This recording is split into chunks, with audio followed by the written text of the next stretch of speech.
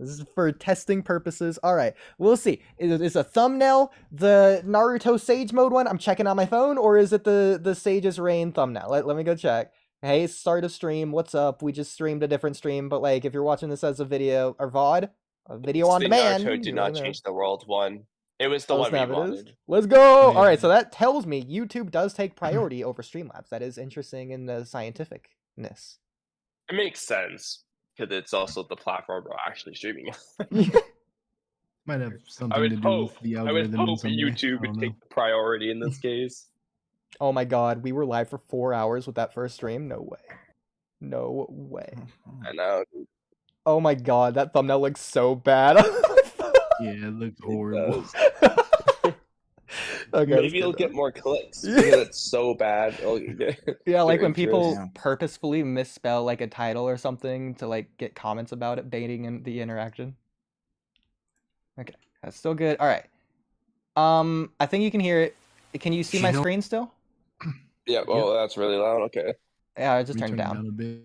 I'll turn down my end. Yeah, I heard Shinobi a little. Here, let me play it, and you guys talk so I can see if it's like the same volume. Okay.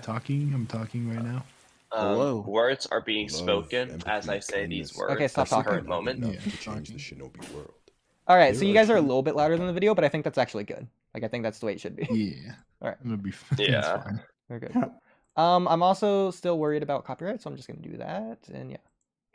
Okay. Yeah, just in case. We'll go back and forth with it. Shinobi are all merely tools. Oh, okay. So first of all right. So before we get to the video, so Naruto did not change the world. A critique. So I think it goes without saying, Naruto changed the world.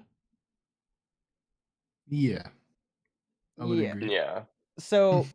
Also, was that his voice, or was that like a character like Kakashi? Kind of sounds like Kakashi. Well, it is Kakashi's voice, but his voice sounds like Kakashi anyways. So. Was it not? That's just one thing. Is that him speaking the beginning, or is that Kakashi? Well, I think it's Kakashi, but let's go back and listen. Merely tools in the hands of destiny. For sure, Kakashi. Okay. At first, I wasn't sure. I was like, does he just sound like Kakashi? Okay, so let's go over all the ways Naruto changed the world. So everything I listen to Pain rewrite, like building a bridge, that's physically, literally quite. Like, he's constructing, he's altering the transfigure modifications of the world. Physically changed something in the world, yes. Yes, he used. Well, technically, Tazuna did that, but he aided in it. So. Yeah, so he aided a change in the world. He supported it. Okay. He also changed Zabuza, which caused Zabuza to kill Gato, which was very important to building that bridge. I mean, Mizuki. And he also gave Inari hope, who gave the villagers hope, which gave the entire Land of Waves hope, which is very important. Probably the most important thing Naruto did. And even going back, Mizuki is chemical components of a physical manifestation of the proponents of the world itself, literal physical matter that spawned from the earth. Therefore, by transforming Mizuki's face, he literally changed the world. The dumbest reason to give. But still, he changed Gaara, which helped Gaara change the alliance with his speech. He changed Sasuke, pretty blatant, which was very important given that Sasuke was going to do some bad things to the world. Yeah. He changed Obito, who was doing bad things to the world. He changed Pain, or reverted Pain, you could say, who was doing something to the world. There's a lot of things Naruto did that indirectly affected the world a crazy amount. Yeah, so also he changed Kurama, which is physical chakra, literally, and we know that chakra is linked through Ninshu. So therefore, and because the planet has chakra, changing Kurama, and we also know chakra has quality. So by physically changing Kurama, he physically changed the property of the quality of the proponent of the Kurama, therefore changing the world.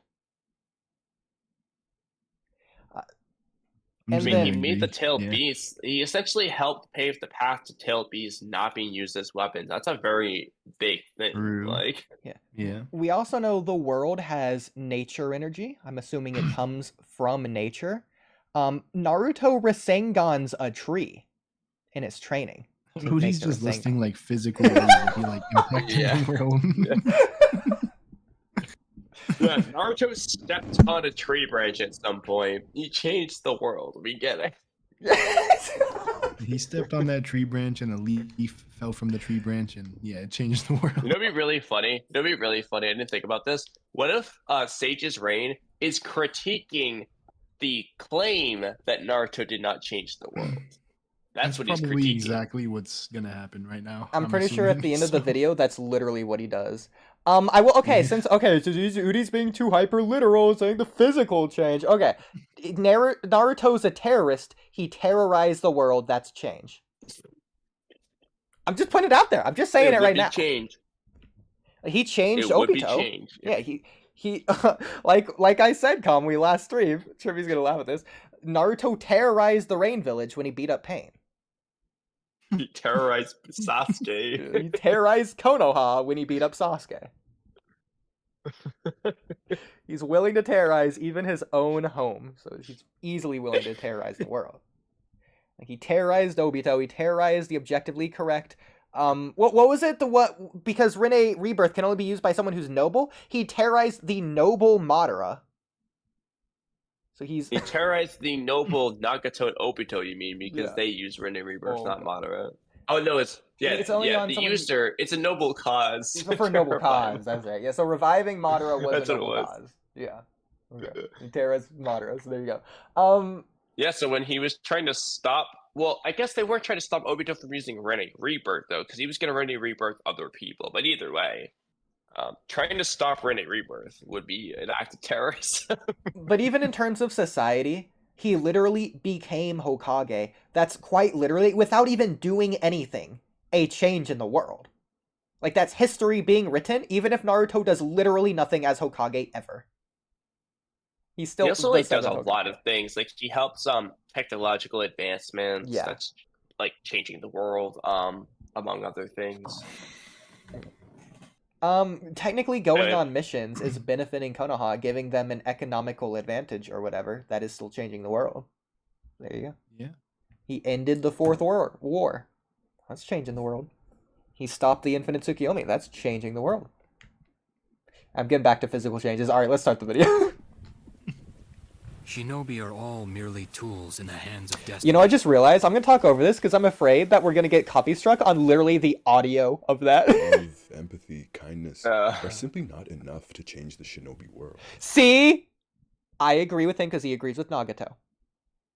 In fact, I think Nagato should have told Naruto this at some point. Like, genuinely, I think that could have been a really cool thing, regardless at what point he says it. He could have said it at the end, he could have said it at the middle.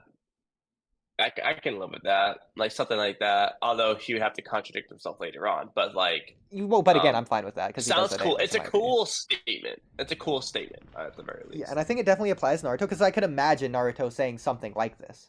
Because again, that goes with the idea of he has like hope or whatever, but that's not a physical, tangible, actual answer. So I think this goes along with that idea. But I think it's also just cool. Anyways. There are too many institutions across too many nations for Naruto's sole action to cause real change in the shinobi world. What do you think about that? I disagree because in Boruto, it's stated one of the reasons that the 4 other nations are cooperating are because Naruto and Sasuke are a powerhouse, so they can't really go against them. Yeah. I have a question. Will that create some sort of contention or maybe like resentment towards them in the near future? I mean, they're already resented. Like, a lot of people resent Sasuke openly, and even Kuratsuchi in the novels, I think in the anime, openly resented Naruto as well. And Shojuro as well. So they don't necessarily like Naruto and Sasuke. In fact, they don't even listen to them. Look at Naruto the Last. The Raikage built the chakra cannon behind Naruto's back. Yeah, true. Or behind Kakashi's back, you mean? Same thing. I mean, it's still behind Naruto's back. I mean, yeah. But now that Naruto and Sasuke are out of the picture, I'm going to find it really interesting looking at not the story, but the world, to see what happens now that the world realizes Naruto and Sasuke aren't there. Because Naruto and Sasuke essentially took the place of the common threat, quote-unquote, that Madara was. The whole world only united because of a common threat, and Sasuke wanted to be that common threat so that the whole world unites against him. He was close to having the right answer, but it wasn't quite there. What Naruto did, through cooperation, Naruto and Sasuke essentially became not the united threat, but the united force. Yeah, like the united glue. Ear. Yeah, like, in a way, they forced the nations to compromise by being a deterrent. Yeah, if they didn't compromise, Yeah, just in a then different Naruto way. and Sasuke come for you. Yeah. Okay. Yeah. So in other words, Naruto has always been a story. Oh, sorry. Go ahead. I was about to go ahead. Just let watch the video. Okay, I'll go back a little bit. I'll talk later. Naruto has always been a story about the institutions that govern and rule over their lives. It has not always been a story about that at all. Has aspects Yeah, of it, that's but yeah. You can say aspects of it have been there, but the story I isn't just think about the Naruto institute. Like, if I go up to Yeah. some random Naruto fan and I ask what the story's about, he's not going to say, oh, it's about the institutions that govern and rule their lives. Maybe that's probably the conclusion he's drawn.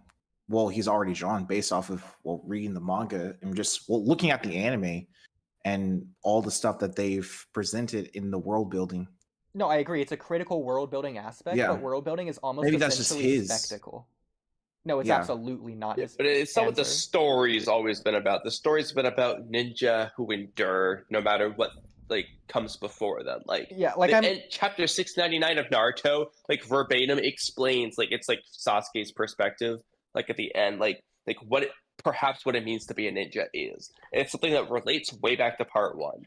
It's not about the institutions governing over their lives. Yeah, because I already know there's more than one interpretation for the story of Naruto, and I also acknowledge that there's interpretations out there that I haven't thought of yet, that if I told them, I could accept them. This is not an interpretation of the Naruto story that I would accept. It's just it's not the story. It's not the story. It's just world building thing that exists. There are institutions governing people's lives, but it's not what the story's about. Now, there's aspects of changing the shinobi system. Yeah. And you can say, okay, you can loosely tie that thread, but it's at the very least, I would word this differently. Well, I would just say that there's if you aspects said, about it. I wouldn't say that's what the story is, but we're being too pedantic. Yeah. And even after he has saved the world, children still continue to exist as soldiers. He acknowledges Naruto saved the world, but not that he changed the world. Okay.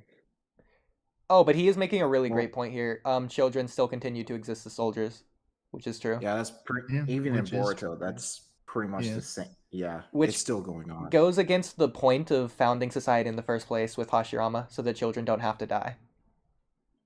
Which I acknowledge society changes over time, and I don't think that's a bad thing. And I also acknowledge the fact that children don't have to be ninja anymore, such as Himawari. She doesn't feel pressured like Hinata did to become a ninja. She can become whatever she wants, and she knows that.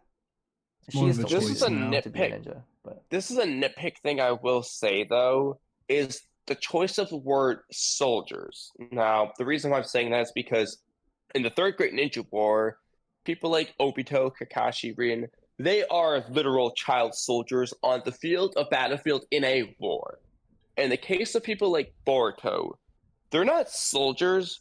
They're training as ninja so that when they're older, they will be strong enough to protect themselves, but they're not out there on the front lines fighting a war. They're on missions to, they're not on, crazy missions. Some, obviously, within Boruto, they end up getting on some. But the point is, Naruto's not thinking, Iwabe, I can't wait to send him on the Kanabi Bridge frontline war mission. That child soldier be great. It's more I want him to be great so he can protect himself and help the next generation that follows.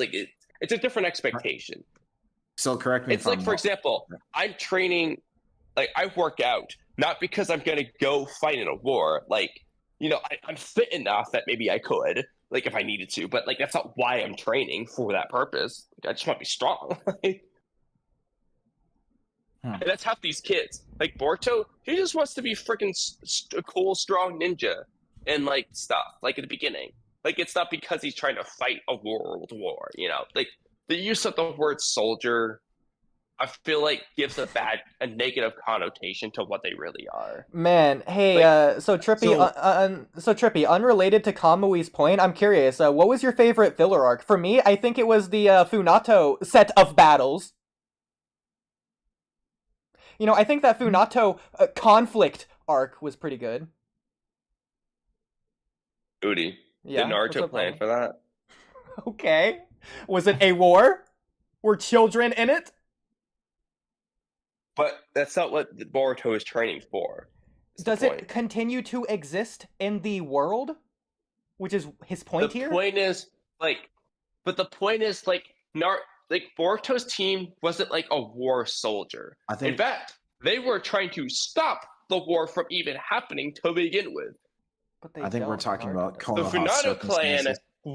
the Funato clan indeed was raising soldiers, like kid soldiers. But like that's what I'm saying. But that exists in the world. He's not saying Konoha. He's saying the world. He's saying Naruto didn't stop children soldiers from existing. Funato children soldiers exist. Naruto didn't stop that. Okay, sure, but like I think we're kind of just arguing from the circumstance of Konoha, not necessarily the overall like world itself. He literally says the word world right here.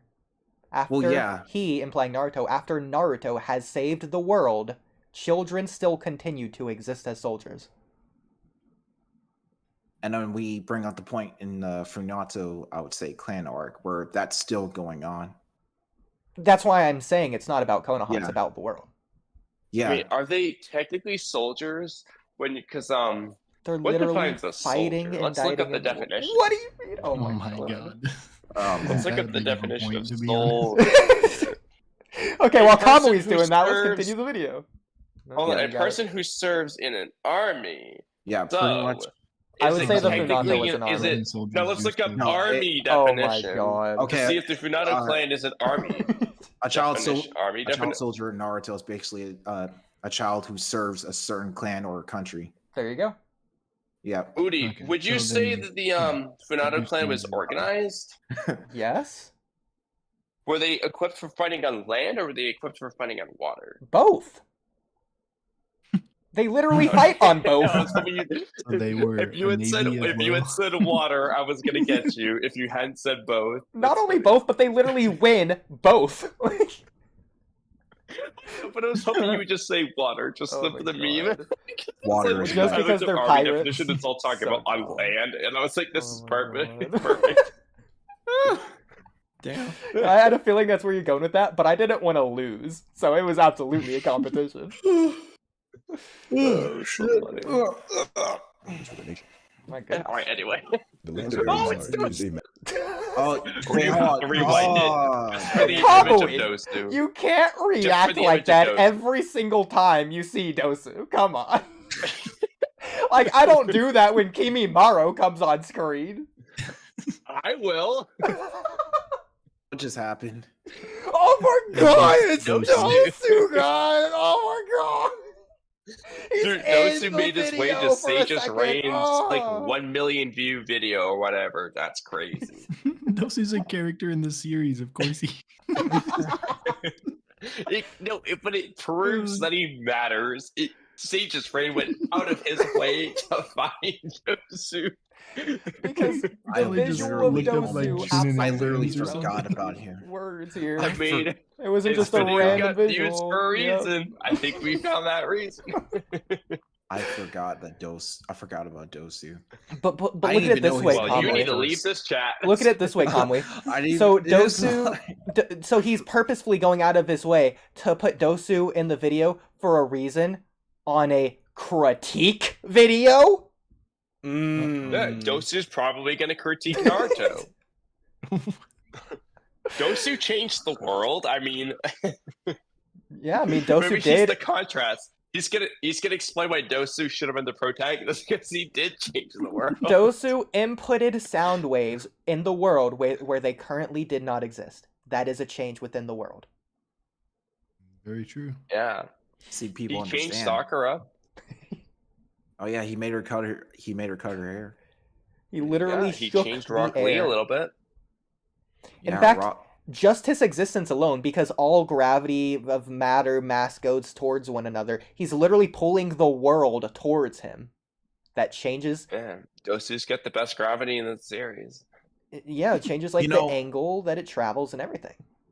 I have a question. Do you think there is a way to create some sort of gravity release nature?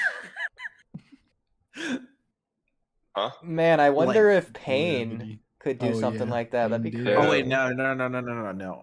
Well, that's part of the Renegon. Yeah, I already know that's part of the Renegon's ability, but like its own separate never mind. You mean like Yin Yang style? Magnet style. I mean, yeah, Magnet style kind of sounds like that. Magnet style as well, yeah, kind of. Well, it doesn't really affect gravity or like polar waves or whatever, but I have a very interesting chakra nature that I wish could exist, and that is blood release. Oh, like in JJK? Sort of, yeah. I mean, it kind of already does through the Ketsudagon.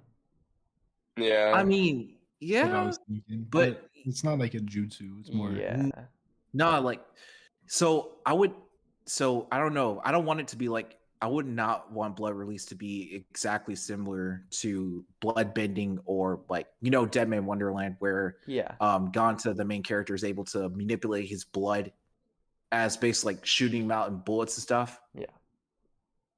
Yeah, I don't know. I want it to be something different, like something unique. Like I mean, that's what Kimimaro did with his bones. Wait, what? I don't know if that's the same thing. What do you mean? He literally shot fragments of his fingers out of his fingers. Kimimaro didn't. I don't know if Kimimaro was manipulating his own blood to try to. He was manipulating his osteoclast and osteoblast. There is bone in blood. I mean, you mean the other way around? Probably. Blood and bone. I probably do mean both, honestly. My bad. Oh damn, it's 2:19. Shit. The Waves arc is a masterful intro as it sets the tone for this series. It's an introduction to the injustices that plague the Naruto world, beginning with Tazuna, the bridge builder.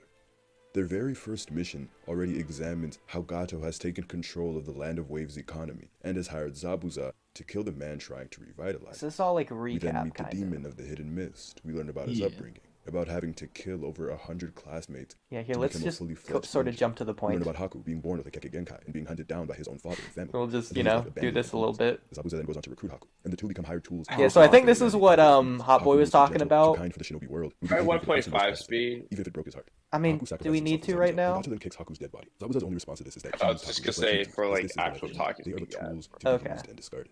I have to wonder why Naruto, when he comes across Zabuza's reaction to Haku's death or his lack of reaction, he is appalled. I'm just asking because it's like it's a certain level of strength. It's a little bit weird. No love for the boy who sacrificed his own life for the only person who didn't feel precious. Super baited by that when I was young. Naruto is moved. Me too, bro. Oh my god. They learn that this is the life of Haku being an emotionless tool. I never thought Haku was a girl, dude. I thought he was a boy. Like the whole time he was in the forest, I was just like, oh, he just has a pink outfit. That's whatever. The whole time I never thought he was a girl. I don't know. Rain, and Booth God were gonna make a funny Naruto what if video of like what if Haku was actually a boy, but Thunder God essentially got canceled for making Haku as a boy joke, so I don't want to make that video anymore. Canceled for. To be fair, it was less of being canceled and more of one person really, really taking it way too seriously. But that's besides the point. Like, even to this day, that person is still going on about it. But I'm not, like, gonna say they're wrong or whatever, because technically, yeah, he probably shouldn't be making those jokes. Like, those probably aren't good jokes to make. But they're still jokes. I don't know. I think... What was the joke? Put it aside for comedy. If it's a good joke. Like, yeah. But, like, I could see how the video would be both offensive and funny. Like, I can see how it'd be offensive. It was like, again, it was just like, oh, Haku's actually a boy. Like, I don't know, like, transgender jokes, I guess. I don't know. Femboy. It's not that bad. Yeah. It's just not that big. Really not. I'm gonna get canceled probably now. I don't. Yeah, If that one one random person- guy watches the stream, he's one gonna be person shocked and watches appalled. this Oh yeah, definitely. They're gonna leak our IPs and stuff. They're gonna find us. It's really not that serious though. Like, come on. Okay. To sort of derail just a little bit, just for a little bit. There was like a Naruto gender swap video. Let me see if I can find it really quick. It was really, really funny. I don't know like which people- one it is. Yeah, Oh, okay. yeah, Well, we're not different gonna genders. watch any of these because Oh, I'm gender. afraid of what's gonna pop up. But I was watching one of these. It was Oh, you like did? this one. In fact, it might be this one. You did look it up though. Okay, you know what? I'm just gonna really quickly scrub through the video. We are gonna watch. Scrub through the video. Hang on, because it's really funny. See if it's there. I'm just looking, scrubbing through it. Okay. Haku's the only one they don't change. Oh my Oh, goodness. that's funny. And the whole video, Haku's just in the middle of it, and it's the same. Like, it's not fan art or anything. It's just Haku. It's just another image. Well, I mean, technically, it's the same for Naruto. It's an image of Naruto in the story. To be fair, I don't think Yeah. this is the same video I was watching, because I'm pretty sure the same video I was watching was literally the same image. Just two of the exact same. Yeah, Yeah. it's so I feel funny. like that's funnier. That's a lot. I was dying laughing when I saw that.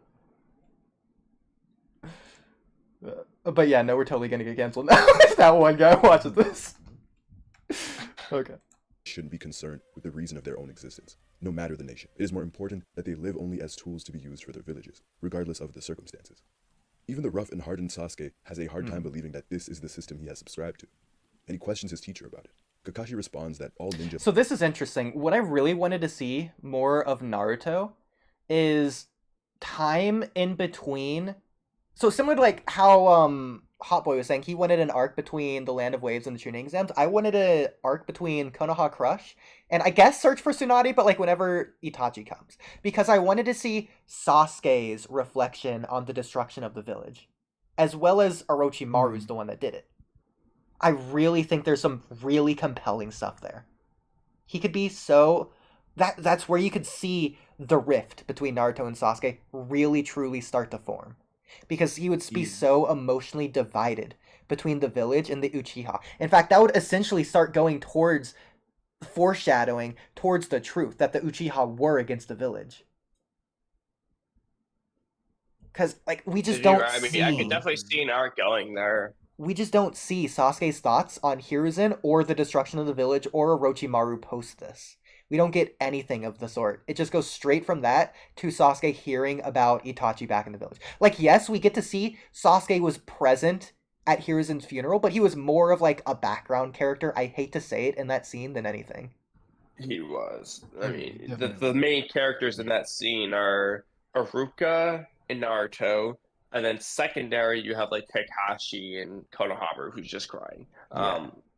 Everyone else is just there. Like, I understand that Sasuke doesn't know the truth, but he's so adamant about his hatred towards Itachi at this point. Technically, Itachi was part of the village. I am fascinated in what Sasuke's thoughts would have been on the village in general at this point. The village, the Hokage, etc. Because, yes, he is acting in terms of a shinobi for his village. Like, is he proud to be a Konoha shinobi? Does he... That could have been really good. Yeah. Like, what does he Could've been think really of good. the village? I definitely think we should have got that. But yeah. Okay. Yeah, their I mean, lives with that so the question is, who would you pose, like, would you have the villain tie into Orochimaru, or just be like Land of Waves, or it's completely separate? I don't even know if it needs to be another arc. Because Like that's a a little bit scene. much. But we definitely could have got something. Okay. It could have been like a transitionary period. I mean, even an idea I was thinking is, so like the Sand siblings, granted, maybe you need to make the sound in Sand siblings, not Gaara, but like Kankuro and Tamari and I guess Dosu, even stronger, just to really hammer this home. But like have like them just, for the most part, they kind of were, but like make them stronger than a lot of the Leaf Village, so that Sasuke's like, damn, bro, like the Leaf Village sucks. Like this Sound Village and Sand Village are just better or something.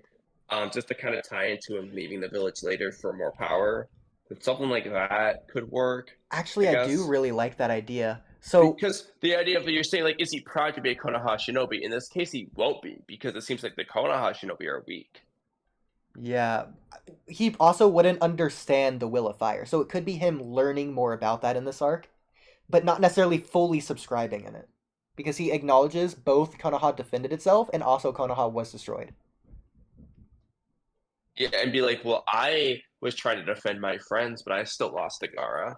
And that also ties in with his sort of jealousy that he has for Naruto, especially having seen him defeated Gaara. Like, we get that when he defeats Gaara with Sasuke, but we don't really see Sasuke reflecting on that afterwards. I think it's very interesting if Sasuke not only reflects on that, but also if we get this parallel transitionary period focusing away from Naruto, because we just focused a ton on Naruto in a climactic moment. So what if we take a step back, give the audience a moment to breathe by seeing how the side characters are dealing with the ramifications, specifically the forefront focusing on not only Sasuke's reflection, but also on Gaara's reflection. Because we don't see him again until he's already done the full 180 when he comes back to defend Lee in the Sasuke retrieval arc. What if we see the aftermath of what Gaara has to sort of deal with?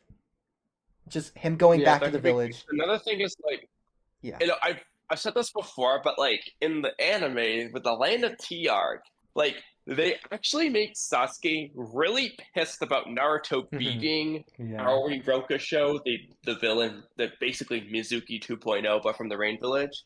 And like when Sasuke's like, I couldn't beat that guy, but Naruto won. He's pissed. Like they could have just done the same thing after the Gaara fight. They do it in a different way with like Sasuke talking to Sakura, but he doesn't show like the visible anger in that sense. Something like that could work. I also think I just thought of some brilliant symbolism. So they could parallel the village being destroyed and being rebuilt now to both Sasuke and Gaara being destroyed and rebuilt at this point in the story. Because they essentially are. So seeing the focus of the village being reconstructed in the background as Sasuke goes through it and thinks and sort of changes along with it. The only thing I'll say, okay, that Gaara. works for Gaara, but Sasuke's not really being destroyed and rebuilt in this case. If anything, he's starting his downfall in a way. I agree, so but like technically, Gaara physically defeated him, and then seeing Naruto defeat Gaara sort of mentally defeated him in a way. Yeah, I get what you're saying in that aspect, but it's kind of tricky, I guess. Yeah, he could just start to think about it. Like, again, I'm not saying he makes some crazy changes to the arc. He just starts to think about it. Even if it's just like 1 or 2 chapters, we definitely could have got that. Because we essentially did get that with After Pain. We got the aftermath there. We did see the village start to rebuild. I think both in the canon material and especially expanded in the filler. But yeah. Yeah. But like they do some really great stuff in those fillers. Like they expanded on Aruka's character in that filler. That's one of my favorite fillers. Right after the Pain Village was destroyed. Oh my god! Can't believe I just said that. I'm so glad no one else said anything. Okay. Moving on. Wait, what? I can't believe Kamui didn't catch that. I heard it. I just heard something about. I mean, granted, I was making a bunch of noises with this aluminum foil, and I missed that. So Kamui, I'll just repeat it for you, and then I'm gonna go to the bathroom so that you have time to laugh it out. So I said, I can't believe they didn't do this after the Pain Village was destroyed. Alright, I'm going to the bathroom. Well, actually, I'll stay, and then we can get to another part of the video so that you guys can have something to actually talk about instead of just that. The Pain Village. That's funny. I love it. Ideal bubbling beneath the surface of their mind. Destroyed the Pain disturbing Village. them, like its opposite. All shinobi, all people. Technically, the surface, Naruto yearn did to be terrorize the valued Pain beyond their Village. abilities. They desire to survive and Undoubtedly. live meaningful, fulfilling lives because they are humans at the end of the day. Shinobi exist in a Oh, system that could be how you tie in the Sasuke thing. It's not a fulfilling life. Because the village was destroyed, he's not getting stronger, the village wasn't making him stronger. This could be where that starts, and he realizes that it's not fulfilling to be a ninja, to go on these missions. to be a part of Team He needs 7. to be a ninja in the Leaf Village anyway. Yeah, the Leaf Village, his life in the Leaf Village isn't a fulfilling life for him. He is happy with it, don't get me wrong, but it's not what he truly wants. In fact, actually, I think this works absolutely perfectly because it ties in with Sasuke Jinrai in the novel. So I'll get more into this in another podcast. But in that novel, this is after Sasuke learns the truth of Itachi, but before he wants to destroy the Leaf Village. So I'm saying the entire novel literally takes place like within the middle of an episode, essentially, because like he learns that and destroys the village in the same episode, or wants to, which is really funny. So it's like before. Okay, so essentially, like when we see Sasuke on the beach at the evening at the end of the episode where he unlocks the Mangekyo and is like, I'm destroyed the village, that's actually a time skip. The entire Sasuke Jinrai novel happens in between there. So what happens? So Sasuke goes to a different village, to like learn more about Itachi or whatever. He's like very conflicted. He's trying to figure out the answers himself. But essentially, Sasuke sees a parallel between him and someone else he sees for Itachi. It's like Itachi sees a brotherly situation that was similar to his, and Sasuke sees the Sasuke equivalent. Essentially, he turned against his village. He wanted to destroy it because he tried to go back to live in it afterwards, but he just couldn't. So similarly, Sasuke sees this and he realizes, but because he wonders, he doubts. He's like, I could go back to the village, but would it be satisfying? Would I be fulfilled? He realizes through this other character, if he goes back, it's inevitable. He will eventually turn against the village and want to destroy it. So he's going to just come to that conclusion now and just start at the end result. He knows if he goes back, he will never be able to just live in the village happily because he already knows the information that he knows now. It was impossible for him to do that. In fact, I think it's the same with Madara. Madara tried. He did give it, and I don't want to get into some Madara debate. I'm making this just strictly as a point outside of the debate. Madara did try to live in the village and to be happy. He just couldn't do it. Like, it just didn't work out for him. Yeah. And so he just left. Yeah. So it's the same thing so Sasuke essentially saw Madara's story play out in the current era. And so instead of having to live out that same cycle of what Madara and this kid went through, Sasuke realizes he doesn't have to do that. He just sees what happens. And so essentially, it could lead towards that. And what if I want to debate Madara? I'm down to debate Madara. What do you want to debate? I'm not down. Okay. Okay. All right, Remember enough about Naruto. I just wanted to say something. Or I just wanted to make a little funny. Oh, but it's evil when I do it. That was a joke. That was a joke. That was a joke. That was a joke. That was a joke. That was a joke. Okay. It's off war and violence. Their means of survival are by taking on missions where they have to kill or protect. Powerful shinobi demand a high price because to be fair, their missions are more than just killing and protecting. But okay. Profits can possibly bolster the nation's economy. So a shinobi's value there's is also measured by their like strength. planting trees, catching cats.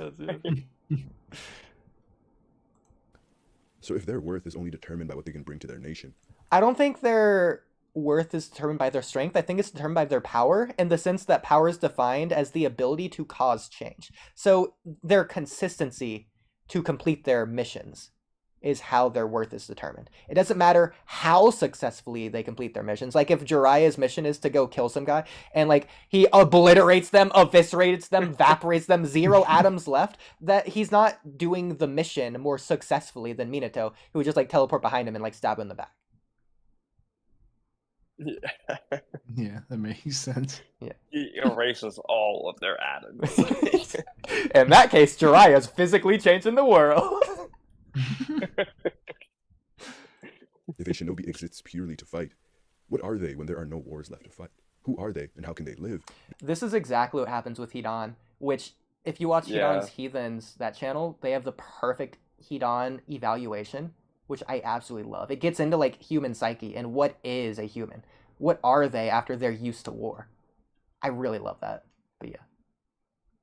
During times of peace. The Land of Waves arc was only the introduction to the cruelty of this system. The very next arc is the revered Chunin exams. That was a weird transition. It was just Yeah, I was Cut a little bit to confused that blank. was an ad at first. Yeah, Holly, can you rewind it just so we can experience that that. The transition? cruelty of the system. The very next arc is So bad. I don't know. We learn that the It training feels exam like is real. he didn't edit the video. It feels like he purposefully did that as recording it, and he just kept going. That's probably exactly what happened.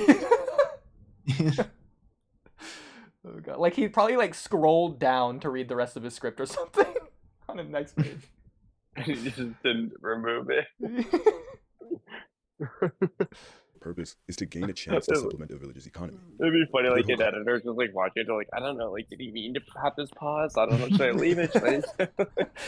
what do I do? He just leaves it as, like, a half transition, half mistake. Best of both worlds. Like, only cut half of the pause. Hage says the exams are a miniature war between the allied lands. The real winners of the tuning exams are not the genin being promoted. Instead, it's once again the institutions. Because of its Actually, this makes a great point. Boruto is a child soldier because a tuning exam is a war. Naruto had Boruto participated. There you go.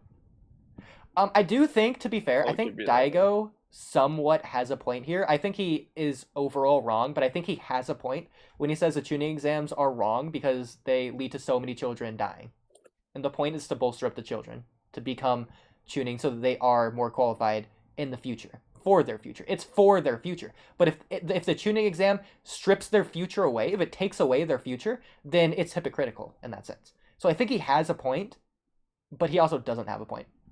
I would say specifically the reason he doesn't have a point is because we know in the ninja world, it is more about quality than quantity. So as evil as it sounds, it's almost ethical to kill kids if some of those kids are going to be strong. Like Zabuza, he was strong. What's the point? Yeah, so literally my entire point there, not only Zabuza, but specifically the third Raikage. It didn't matter that he faced down 10,000 shinobi. The fact is, because he was stronger than them, they didn't have a chance. If there was a 0.01% chance for any of them to have taken out the third Raikage, regardless of their weakness, they would have done it because it's 10,000 people over the course of 3 days. Yeah. So it's absolutely about quality. So yes, you do need to make the children as strong as possible, even at the cost of some of those children's lives in this case. If you're going for it's also just to weed them out, dude, to figure out which ones are even strong. Like, yeah, in that case, I would say more of like the Himawari situation. They just shouldn't be ninjas, but like they don't really have that choice. Yeah, not at this point. I mean, they don't. I mean, they do have a choice. They're not like these kids choose to go into the academy. There's plenty of people who aren't ninja even in Naruto. They have a choice. They still chose to do it, but they feel pressured. Like they don't really have a choice. Like Hiruzen doesn't have a water style water gun jutsu to Naruto's head, but it's the same thing as like in a Sour, what's that word for like the political thing that's bad? What? Not the democracy, the other D one, dictatorship. But no, that's not it. I'm thinking of what's the opposite of utopia? Dystopia. It's sort of like that. Like you can't rebel against that. Like you can, but like you can't. It's more so that at this time, like that's what's respected. Everybody wants to be a ninja, but Naruto's fighting so that people in the new age don't feel that way. Like, hey, it's okay if you're not a ninja, guys. Being a doctor is super cool. Being an artist is super cool. He's just trying to like let people find a passion. Like he's basically saying like, yo, being a ninja isn't what you have to do. Don't feel like it's just. I want to say they're pressured in the sense of like Hiruzen's knocking on the door like, hey, time to train to be a ninja, buddy. It's more so they're pressured because it's like they feel like that's like the cool thing, the respected thing, the thing they should do. I disagree. Not because anyone was. It's like I don't know how to explain what I'm saying, but it's not like Hiruzen's pressuring them.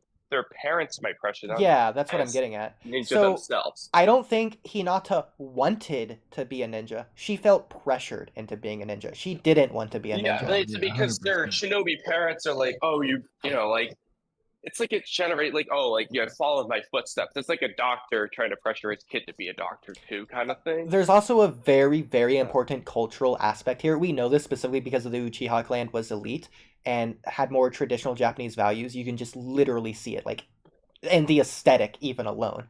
But they much so more valued respect, and so to go against that system would be dishonorable, which is something Japanese people absolutely don't do. Yeah. So I feel like that definitely applies. It's just Naruto. a cultural thing at the end of the day, basically.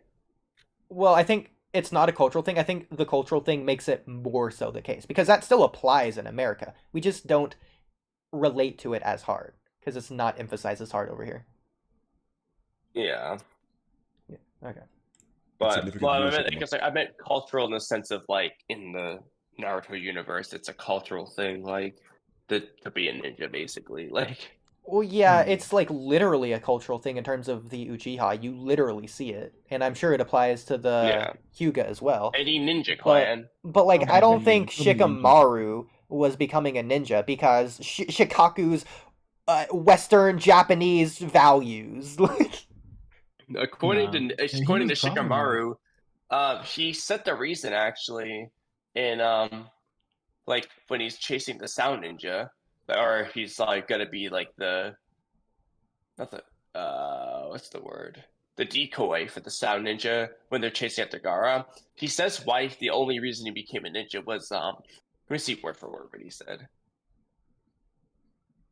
We have a canonical reason why Shikamaru became a ninja. Okay, but also I wasn't listing Shikamaru for specifically Shikamaru, just listing a random character. I've been saying, I just want to go find it now. Oh my god. The life I wanted. Okay, while you find that, I'll also say it's not just the parents or Hiruzen, it's the world itself and the circumstances they find themselves in. Tintin wanted to be a ninja because she wanted to be a great ninja like Tsunade. Like, Tsunade wasn't convincing her. Tsunade's existence was the thing that convinced her. And similarly, the Third Great Ninja War just so happened to be going on when Obito was a child. Obito became a ninja. He wanted to because he wanted to change this messed up world, to end the war, to save Rin, or to protect Rin. Like, no one was convincing him to. And without those factors, I don't think he would have wanted to become a ninja. So it was because of his circumstances of the world. Which sort of can't find the chapter I was looking for. He says in one chapter, or episode at least, the only reason I became a ninja was because blank. I just forgot the exact reason. Was it so he could stare at clouds? Or so he could get by easily? No, it wasn't that. It was like... what was it? Was it like to support I don't remember. something? I don't know. No, it was like... The king. That's not... Like, I don't know it was necessarily like fire. I don't know where to find it. This could bug me for the rest of my life. Oh my god, the rest of your life is crazy. He says it in a different scene. It's gonna bug me until like 5 minutes from now when I forget. I should really use this word more. Underlying purpose. I feel like that explains a lot of what I try to get across to you when you don't understand things sometimes. No. This is just a side tangent. I'm fully aware of that. Okay.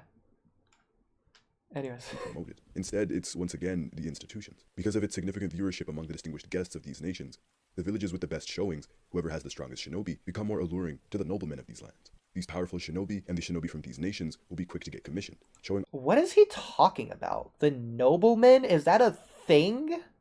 Does he mean the feudal lords? People that were watching the third exams. Yeah. Okay. Hiruzen explains how like you get missions and there's a bunch of people watching and betting on the exams, like because they want to hire these ninja for various jobs if they catch their eye. Yeah, so he's talking about like in this scan right here, I think. Yeah, and the village coffers. Sour. What's a coffer in politics?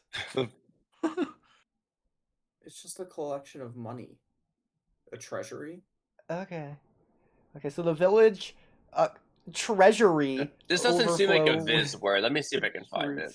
Of the many outside commissions this begets. Then that village may say to its neighbors, beware, for we possess prowess and riches and the influence of political power. So I don't think Hirizen's actually correct here. I mean, he probably is to a smaller degree, but I think generally, like, Tazuna didn't commission the Hidden Leaf because he saw Naruto and was like, oh, wow, Naruto. Like, he's doing it because the village has a history of having like very elite shinobi. It's just an elite village in general. Like, it's the powerhouse of the world. Yeah, but sometimes so to play devil's advocate on both sides here, in this case, if the Leaf Village, getting or doing really well in the tuning exams, that would give them people reason to vote, like to choose the Leaf Village. But also there are cases in at least filler when the clients actually select specific ninja for their tasks. For example, in the Laughing Shino filler, I think Shino was specifically requested for the mission because he doesn't laugh. No, actually, I wrote this down. So when I stayed up for 24 hours the other night writing stuff down from the guide, it was implying that citizens can just ask for missions of shinobi just on the streets. Like, they don't have to go to the Hokage at all or anything. That's what it was implying. Like, again, that was like a video game thing, so that might only apply there. Like, I thought that was really weird. Like, it doesn't have to be an official thing at all? Like, does that even count towards their missions? Oh, that's right. Yeah, we were talking about that. Yeah. In reference to something else, but yeah, does that count towards the mission? Because, like, if it's not necessarily official, like, I don't know. Oh my god, that is the Viz translation, the village coffers. What the hell? Oh my god. Okay. But, like, okay, to be fair, I understand that, like, through word of mouth, oh man, that Konoha shinobi was really strong in that tuning exams. And then whoever hears that would be like, huh, the Konoha shinobi are strong. I could hire them. So yeah, I guess it could reach Tazuna through the grapevine, but it's not like Tazuna was going to the tuning exams. You're like, should I commission the leaf or the sand? I think it's more so the noblemen that were actually there are the ones who might choose these people. Otherwise, it's just word of mouth, Leaf Village. I don't know.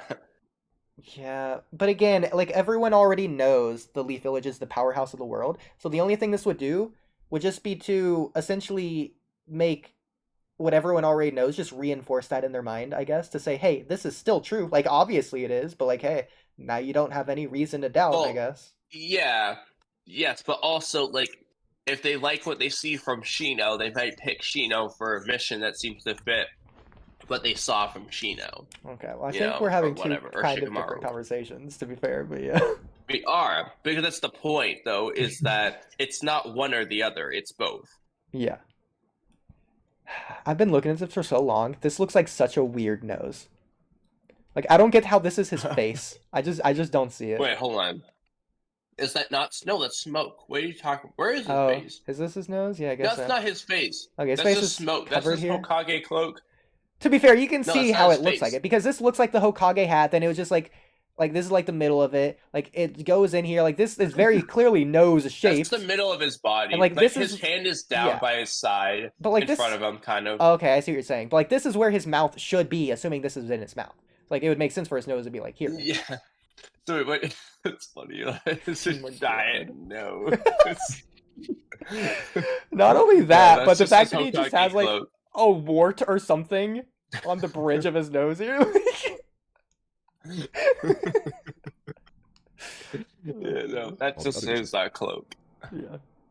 That not only are they the most powerful, but they are also... That's his failed shadow clone. It looks like he's like blowing the smoke out of his nose. Like, I can't unsee it.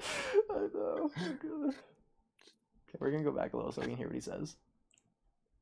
Quick to get commission, showing off to all the other nations that not only are they the most powerful, but they are also quite wealthy in coin and political power.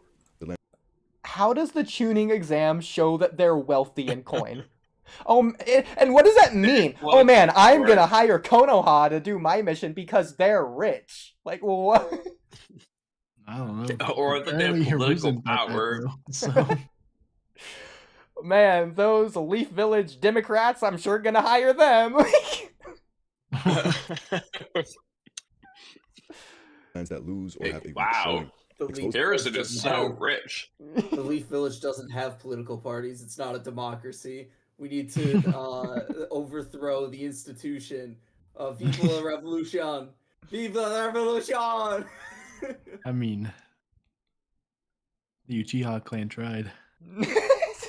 Naruto does it. Woo! Oh, Sour, you're gonna like this. So, in the novels, the omniscient narrator states that it was an offhanded thing, but like he uses the word, I forget exactly. Oh my god, I was saying this with Draco. I think he used the word No, it's discriminate. Tobirama canonically discriminated against the Uchiha. That canonically means Tobirama is racist. Like in universe, like you can say whatever about the writer. In universe, the author is telling you, like Tobirama is confirmed racist. I thought that's hilarious. I mean, I It don't was know just if I would blatantly call that obvious. No, it racism, is, considering but, like- the Uchiha Yeah. weren't exactly a separate race. They were just a bloodline. Like they were just a family tree. It's just the last name. Yeah, but like it's not that it's They implied. weren't from like a separate part of the world that caused their physical appearance to Like- be different. It's just And- not up for debate anymore. Like it's literally Well- confirmed. They're not a separate race, though. It's just like discrimination, like he said. Yeah, it's not liking discrimination. them because they're Uchiha. Like, Racism is a Yeah. weird way to put it, but it is discrimination. Not related to their race. Like, you can discriminate someone for being fat. That doesn't make you racist. Like, I mean, to be fair, You know. Fatphobic. you could argue they are a different race in Naruto. yeah, I mean maybe. Because they're never described as a different race. well, hang on, but because They're they not, but they come have, like, from the Sharingan Kaguya. and- Yeah, they came from Kaguya, who had a Kekemora that diluted into different Keke Genkai throughout different clans. So, like, Could- the could Uchiha somewhat, clan, yeah. they, in fact, their chemistry is literally fundamentally different to where they feel emotions more severely than other clans. Yeah, but that's not related to race. Like, their skin color. Like, Okay, they're all but white. race is more than just skin color. I'm sure you know that. But it's like a big part of it. Okay, Well, so they what are, would like, you... just inherently different from Like- everyone like- else, though. Like, Basically. the Yeah, right physically. Hage is a different race. Oh my god. Oh well, I guess yeah, that's true. Yeah. Okay, but it's more than There's just one that. of few. Like Irish, Um, would you consider Irish a different race from Caucasian? Or Irish a different race from German?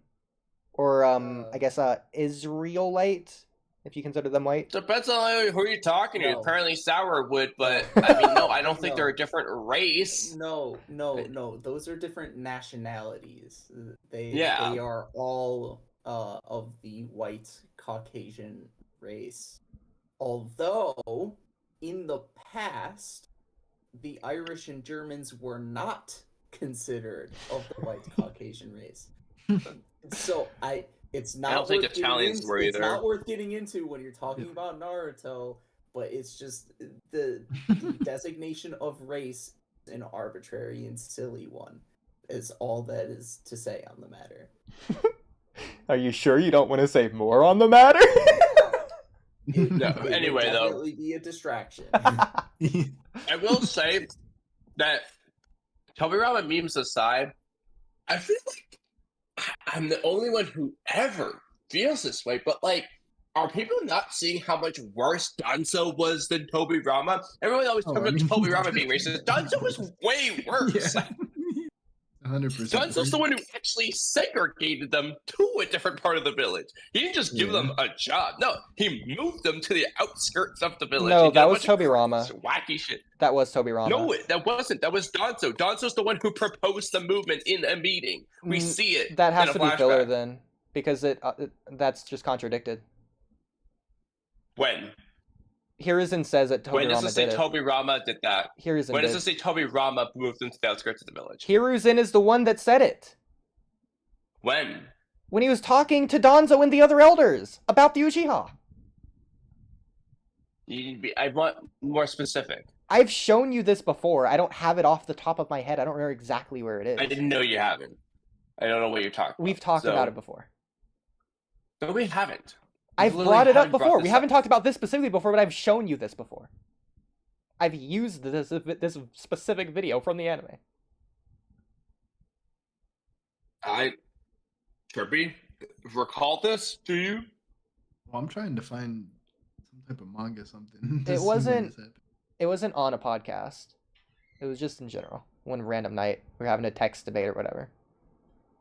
Either way, I just need a place to look. Okay, you know what? Here, I can go try and find it. I doubt I will, but because I don't think the conversation was even about Tobirama. I don't remember exactly what the conversation was even about, but I have no idea. I know I talked something about it with Draco as well, so I might just have a better chance starting there. I mean, I don't really remember when this flashback with the, because I don't think it's when Obito tells Sasuke the truth. I don't think we see this much detail of the flashback. I found a thing on Quora where Obito's talking to Sasuke, and he implies that it was Don and like the elders that did it. Hang on, trying to that Hiruzen was the only person who voiced his opinion against it. No, because yeah, that's what I remember. Hiruzen says why Tobirama did it. I don't know if this is where it is though. Figured this was it, but maybe this isn't it. I know that Tobirama gave the Uchiha like the responsibility of the police force, and that there's a hidden motive behind it, according to Obito, but there wasn't the segregation of the Uchiha clan. That's something that Danzo does. Okay, I see what you're saying. So Tobirama moved them to the outskirts, but Danzo's the one that segregated them. I would agree with that. No. Tobirama made them the police force. Danzo moved them to the outskirts. See, I just disagree. Can you show me what you're looking at? Because I think I know what I'm saying exists. Because they look here. But I think, I mean, yours makes sense, but mine also makes sense. Like, I don't think either of them don't make sense.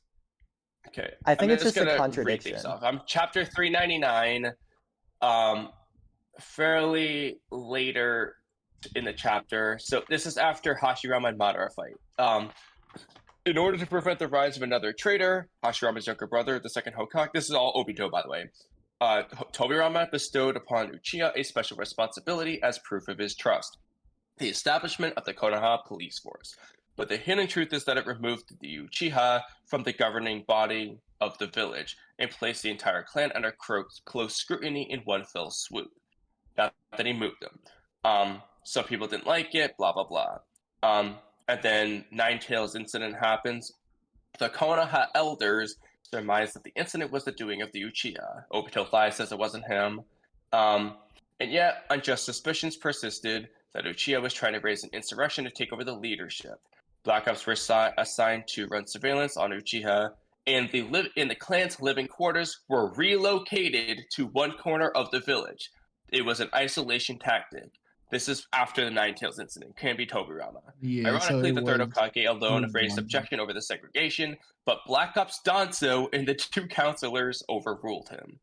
And I remember seeing the scene play out, and maybe it was a filler when it actually played out. But I mean, Obito references what happened. Danzo relocated. He segregated them, essentially. He's the one who proposed the idea. Yeah, Tobirama was pretty much just trying to prevent the rise of another Madara, so he gave them the responsibility of the police force. That was basically... Yeah, so like, obviously, Tobirama had his gripes about the Uchiha, absolutely. But everyone who's like, oh, he's so racist, I'm like, bro, I want to hear you complain more about Danzo than Tobirama. I feel like I see way more Tobirama racist jokes, but I'm like, bro, it should be Danzo at the center of this. Oh, again, at this point, because Danzo was objectively worse.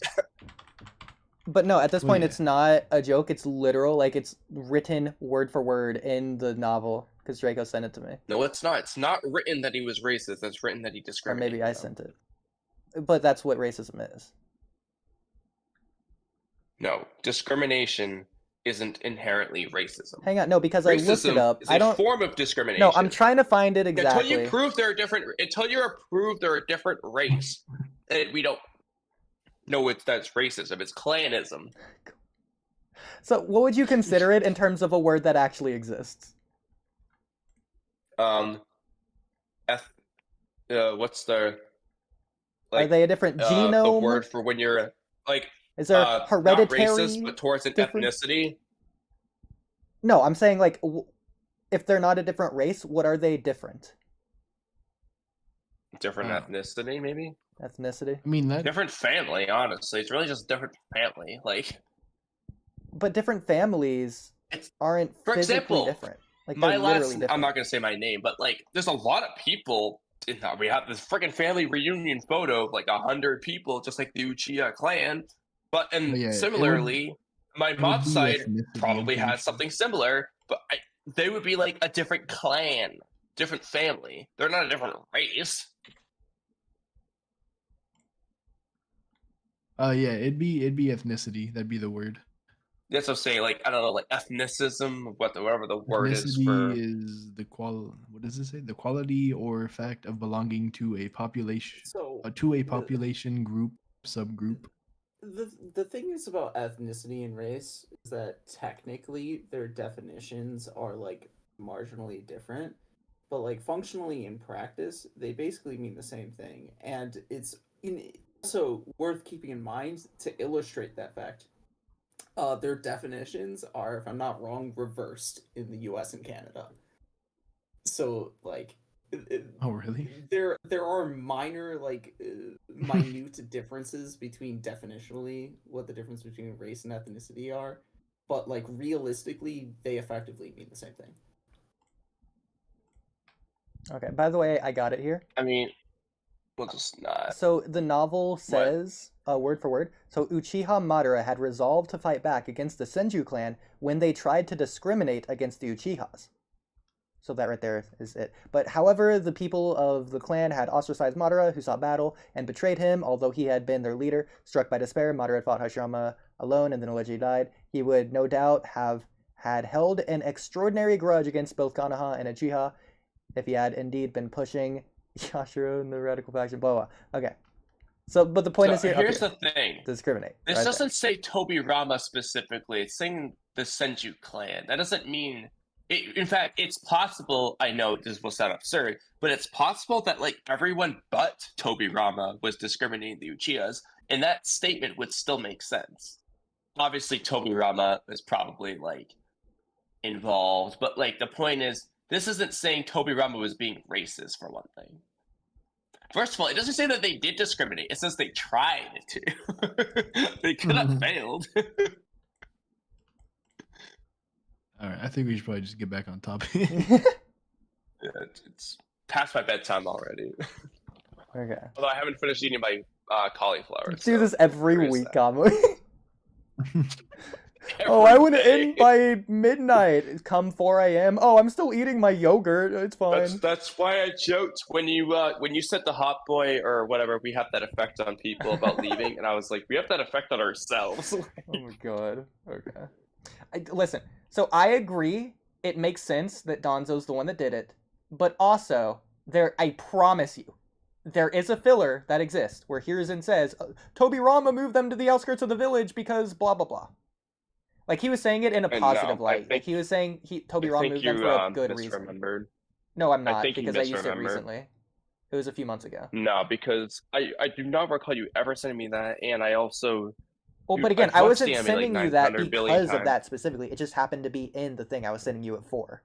That's the thing. You've never sent me Hiruzen saying that. Yes, I have. But again, it was not the focus of what was being sent.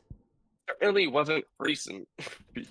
Like, for example, what I just showed you on screen, the focus was on Tobirama, like the word discriminate. But that's not what this is. It's about frickin' Obito and Itachi being like, oh, I'm gonna kill you. Like, when do you think you did this, if you did it? I don't remember exactly. It was a few months ago. Nah, bro. You did not. You sent me, like, the, when Madara, like, that, like, there's a reason why, fate's smiling upon me or whatever. I remember you sent me that, like, twice. Or when, Tobirama said some specific word and I had to interpret what it was about. But that's completely different from what you're talking about here. You know what? What if I search for me, and then specifically for has video? Oh no, it's gonna show all the freaking reactions I posted or whatever. We're never gonna find it. It's But also possible that you sent me a video and I just didn't watch it. that's true as well. 10 pages worth, there's no way. I mean, I'll look for a little bit, but I know it exists because I literally saw it. It's like, I don't know what to tell you. At the very least, if you sent this thing and you are in fact correct, it contradicts the manga. I agree. And I will say, I'm almost certain. Anime states and shows the Danzo thing doing it. Yeah, I'm almost certain it was filler. But also the point wasn't Tobirama moved them to the village. The point was why he moved them to the outskirts. I mean, I'm just very curious. Like, let's see now. Yeah. So it was an anime video that you sent me. Yeah, it was like in the middle of some debate to make some other point. I don't even remember what the debate was, though. I don't think it was about Tobirama. The problem is, do you remember like what the video was like titled or anything? No, I'm just looking for anything that looks like an actual Naruto clip that'd be relevant. Well, it was just straight up a Naruto clip. It wasn't a YouTube video or... No, it was a YouTube video. In fact, I might have already passed it. I don't know. I wish it was on stream. But even then, that'd probably be harder to find that way. But at least be on stream. I don't know. Oh yeah, it would. Like, is it like a video about Hiruzen, a video about Tobirama? It's a video pertaining to the Uchiha massacre before it happens. If that helps at all. So yeah, because it's Hiruzen talking to Danzo and the other elders about the Uchiha. Okay. When do I search to get videos? I'll search with you. You just put in the... Like, what did you type in? I can't see. From Ood has video. From Ood has video. That did not work. I did not do it properly. It definitely went too far back. Oh yeah, no, you got to do it like in the search filter feature way. And I definitely went too far back. Probably. Maybe. I don't know. From Ood. Video. Has video. Okay, there we go.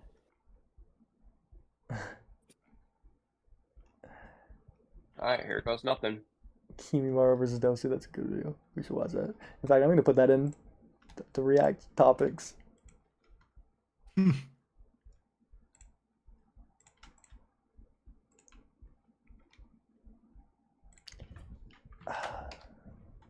I kind of wish we had a debate tab now. So already in August. You'll find it there.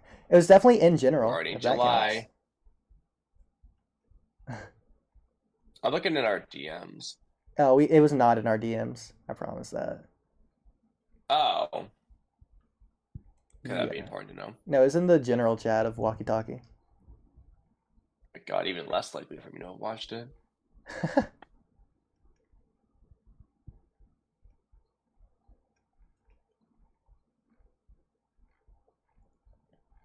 Yeah, I don't know. It definitely wasn't this far back, so.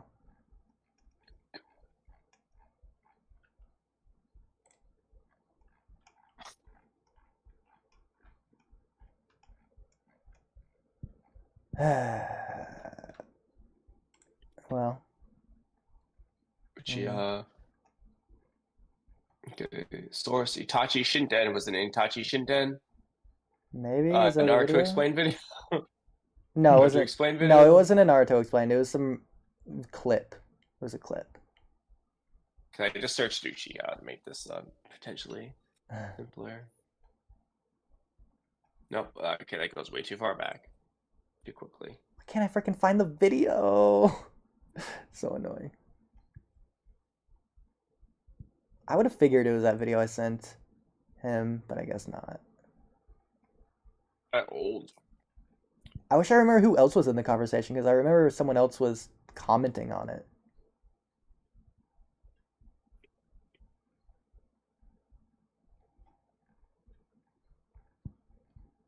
I would imagine it'd be around here.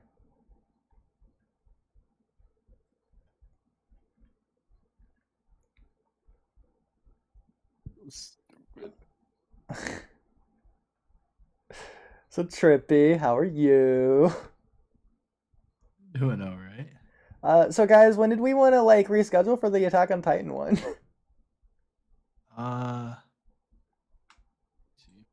do my schedule.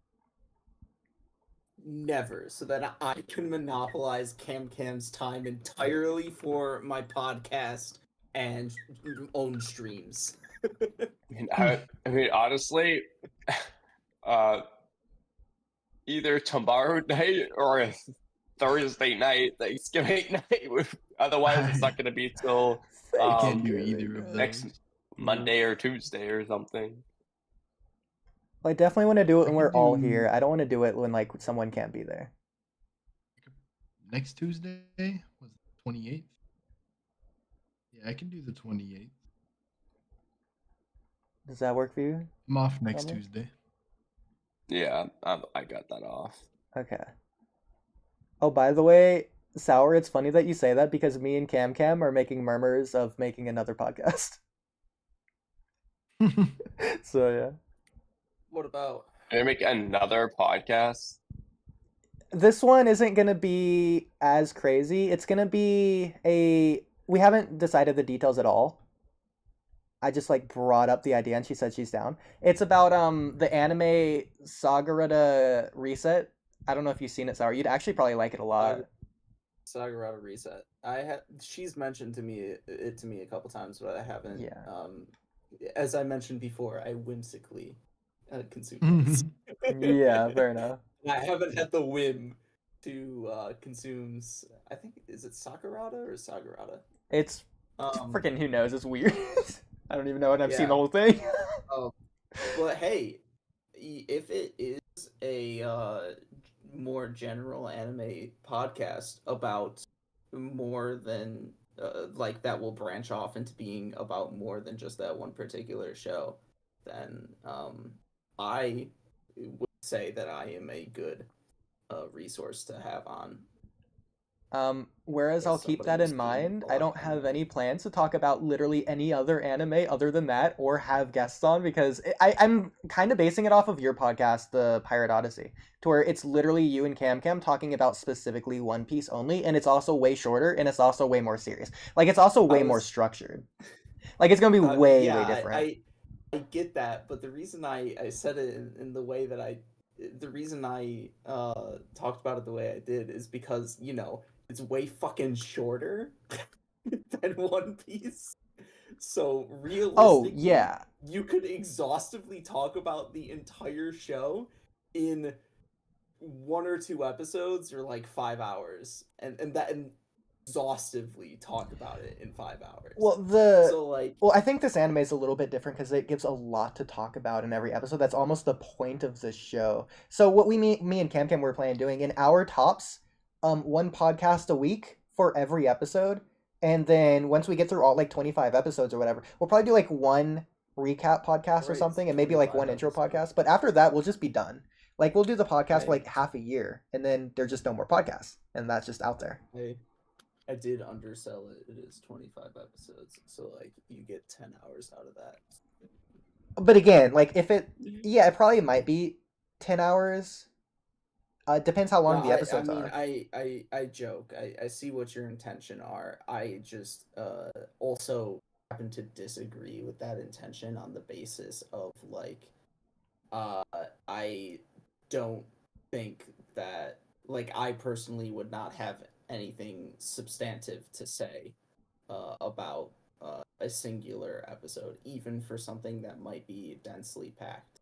Like so let me clarify. I on a personal level would expect something like that to, if it's very long, to have a lot of like meandering or unsubstantive discussion. I disagree. It's about we would write down the points they make in the show because we're not talking about the show itself as much as we're talking about the ideas the show wants us to discuss. It's like it'll bring up like I don't even want to bring up random topics that it brings up, but it just brings up like different philosophies, and then we would talk on the philosophies and our stance on it, and if we agree or disagree, and then we just get into that. Well, yeah, we do that for the Pirate Odyssey as well, except we cover like more than 10 episodes at a time, and we still get it done in less than 3 hours. But also, less than 2 usually. Not only is One Piece different than the show in very, very many ways, in this specific way I'm talking about, but also like your watch throughs with Cam Cam on things in general are also different, to where you and Cam Cam can just like sort of sit there and watch the episode, whereas me and Cam Cam will not only talk over it the entire time, but it will literally take us 5 hours because we're gonna pause it a million times, just like with this reaction video that we're getting back to right now. Well, we do talk over the show while we're watching it, but it is true that I do not go out of my way to pause it to talk about anything. Well, she said specifically that you guys talked over the live action One Piece a lot just because of how bad it was. Yes, we did talk over especially the live action One Piece, because just it never stops giving you something to complain about. She told me there was like 100 of the fisheye lens effects, and then like they were standing on like green screen obvious boxes and stuff, and the makeup was so inconsistent. Oh my god. Yeah, by the time you get like 4 or so episodes in, some of your complaints are repetitive in like talking about the camera work in particular. Yeah, she's focused on the close-ups so much. They're so bad. They're so bad. We got from like one person's hip to the other. Like half the time it's bad strictly because there's no reason for them to be doing close-ups of the character, but like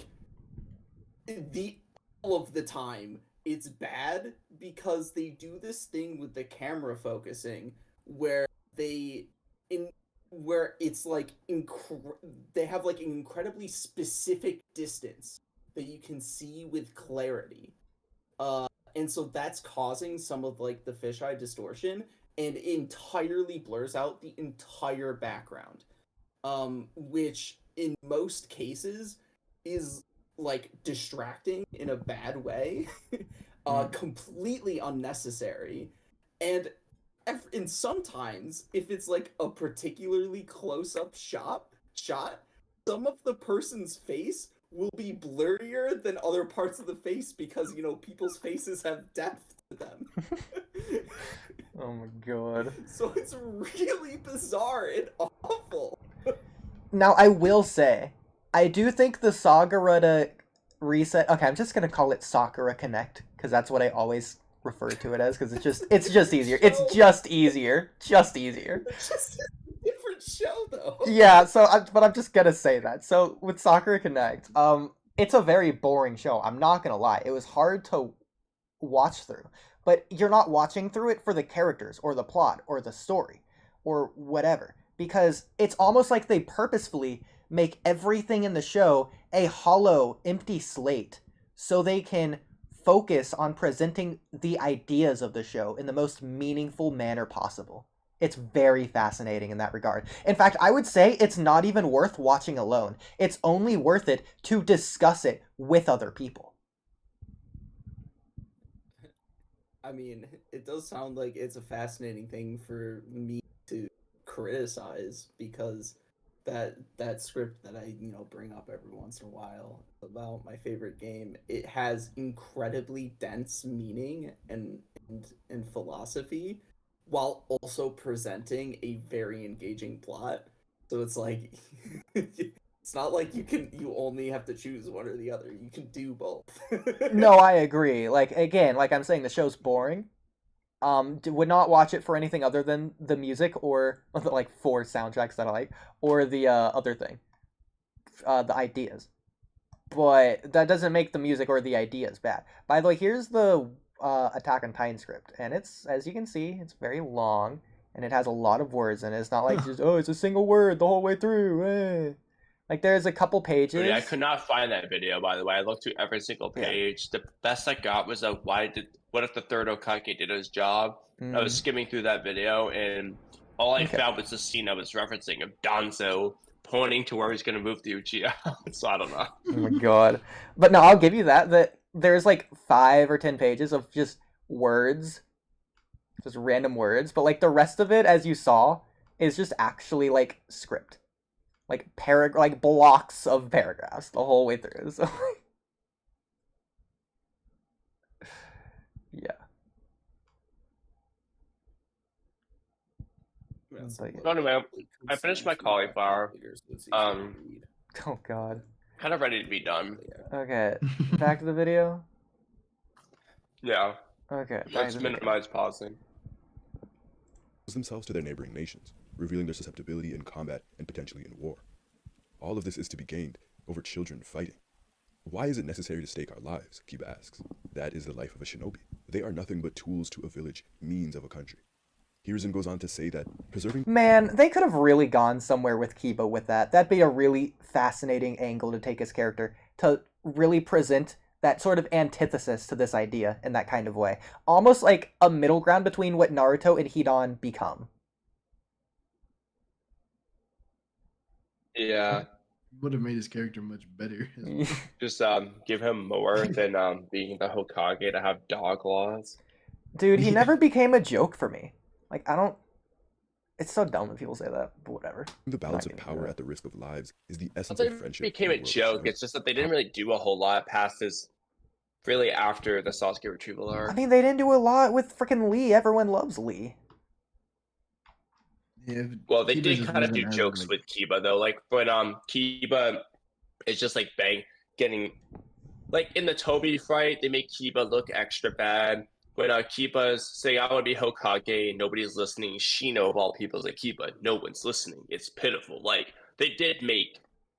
Kishimoto made Kiba a little bit of a joke. Like, so here's the thing, though. With the like, first... the reason why people say it. So with the Toby fight, I can't even remember what you're thinking of. Trippy, when you look back at the Toby fight, are you like, man, Kiba specifically did awful? I don't remember that at all. Yeah, because he, like, tries to attack... They figure out somewhat of what Toby's doing, and then, like, Kiba just charges in and just, like, misses Toby. Like, Toby doesn't phase through. He just straight up sidesteps Kiba. I know what you're talking and he's like, about. Must have phased through again. And then Hinata's like, actually, Kiba, he just dodged that time. They're like, it's like they do make him, like, extra bad. I mean, they do it like Kishimoto use comedy with Kiba, essentially. That was more of using comedy with Toby, in my opinion, or Hinata. Like, I don't think Kiba did any worse than anyone else there, because Toby was just so much above all of them at that point. He was just playing around with all of them. Yeah, but he didn't use phasing to dodge Kiba. He just dodged. Okay, but he was using whack-a-mole against Kakashi. That doesn't make Kakashi look bad. That's like, yeah, but it's... The point is, like... I don't know how to word this to you, but, like... Okay. Yeah, like... Who did if you want to ignore that one... But, like, he used it against all of them. Picking on Kiba a little bit, like, I don't... There's truth to why people say like, who did Toby use Neck Frill Lizard against? Everyone. Okay, then it looked bad on everyone. There you go. Everyone did equally bad against the Neck Frill Lizard. Okay. But, like, Toby used Frill Neck Lizard on everyone. That doesn't make any one person look bad. He uses Whack-A-Mole on everyone. Doesn't make any one person look bad. But when he does one thing to Kiba and Kiba alone, and it stands out, it stands out. Like, the point is, he only did that to Kiba, where he did the, I'm just gonna dodge you straight up instead of phasing thing. And, like, they point it out. Like, it was literally made into a comedic scene. Like, that's just how it was. Like... Am I misremembering Naruto and forgetting that somebody has an attack named Frill-Necked Lizard? I don't blame you for forgetting. Well, to be fair, it wasn't a substantial... The move doesn't do anything. That's the joke with the move. It literally does nothing. Is it like when Luffy does, like, a silly gimmick with his power, like, as experimentation? So what it is... So Goofy Toby is like upside down on the tree. He just like says Frill Neck Lizard and like does a hand slide, and then like the his like Akatsuki cloak just like falls like and covers his head or whatever. Like it just covers his face. And he like puts his hand in like a lizard T-Rex like position kind of, and he's like, that's all that jutsu does. This is dumb. It's like not even a jutsu, it's just him messing around. Yeah, that's what it is. Like whack-a-mole jutsu is at least somewhat of an attack. Real Nick Lizard doesn't do anything. It's like try its whatever jutsu. Like at least it's an attack. Now I will say, Kamui, by the time that they did the war arc thing, because I agree, you could say that is a little bit more of a jokey thing. But the audience had already seen Kiba as a joke at that point, which is why I'm pretty confident he was turned into a joke at that point. It's almost like how Yamcha was turned into a joke because of the fans, in my opinion. I feel like in that case, you would have to say it really started with the Toby fight then, would be like the reason for the joke thing happening. Because at the beginning of Shippuden, Kiba just doesn't do literally anything that I can recall to make him into a joke. Maybe in the filler, they did something that I'm forgetting. But at least in the manga canon, no. It would have had to have started in the Itachi Pursuit arc. I mean, but it's not just a thing of like, I don't see that, because like I didn't consider that, but like from the people that see Kiba as a joke, I've never heard them mention that.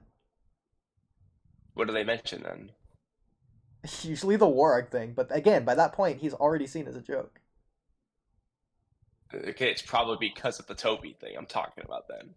But I've never heard them mention it. Yeah, maybe they didn't think of it, but they, like, if I point it out, they might realize, like, because still they have to, like, be able to pinpoint the scene to have still had the effect, if that makes sense. Like, Okay, that so could it's still just a be when they conscious said it, thing. they just can't pinpoint when it happened. Okay, that's fair.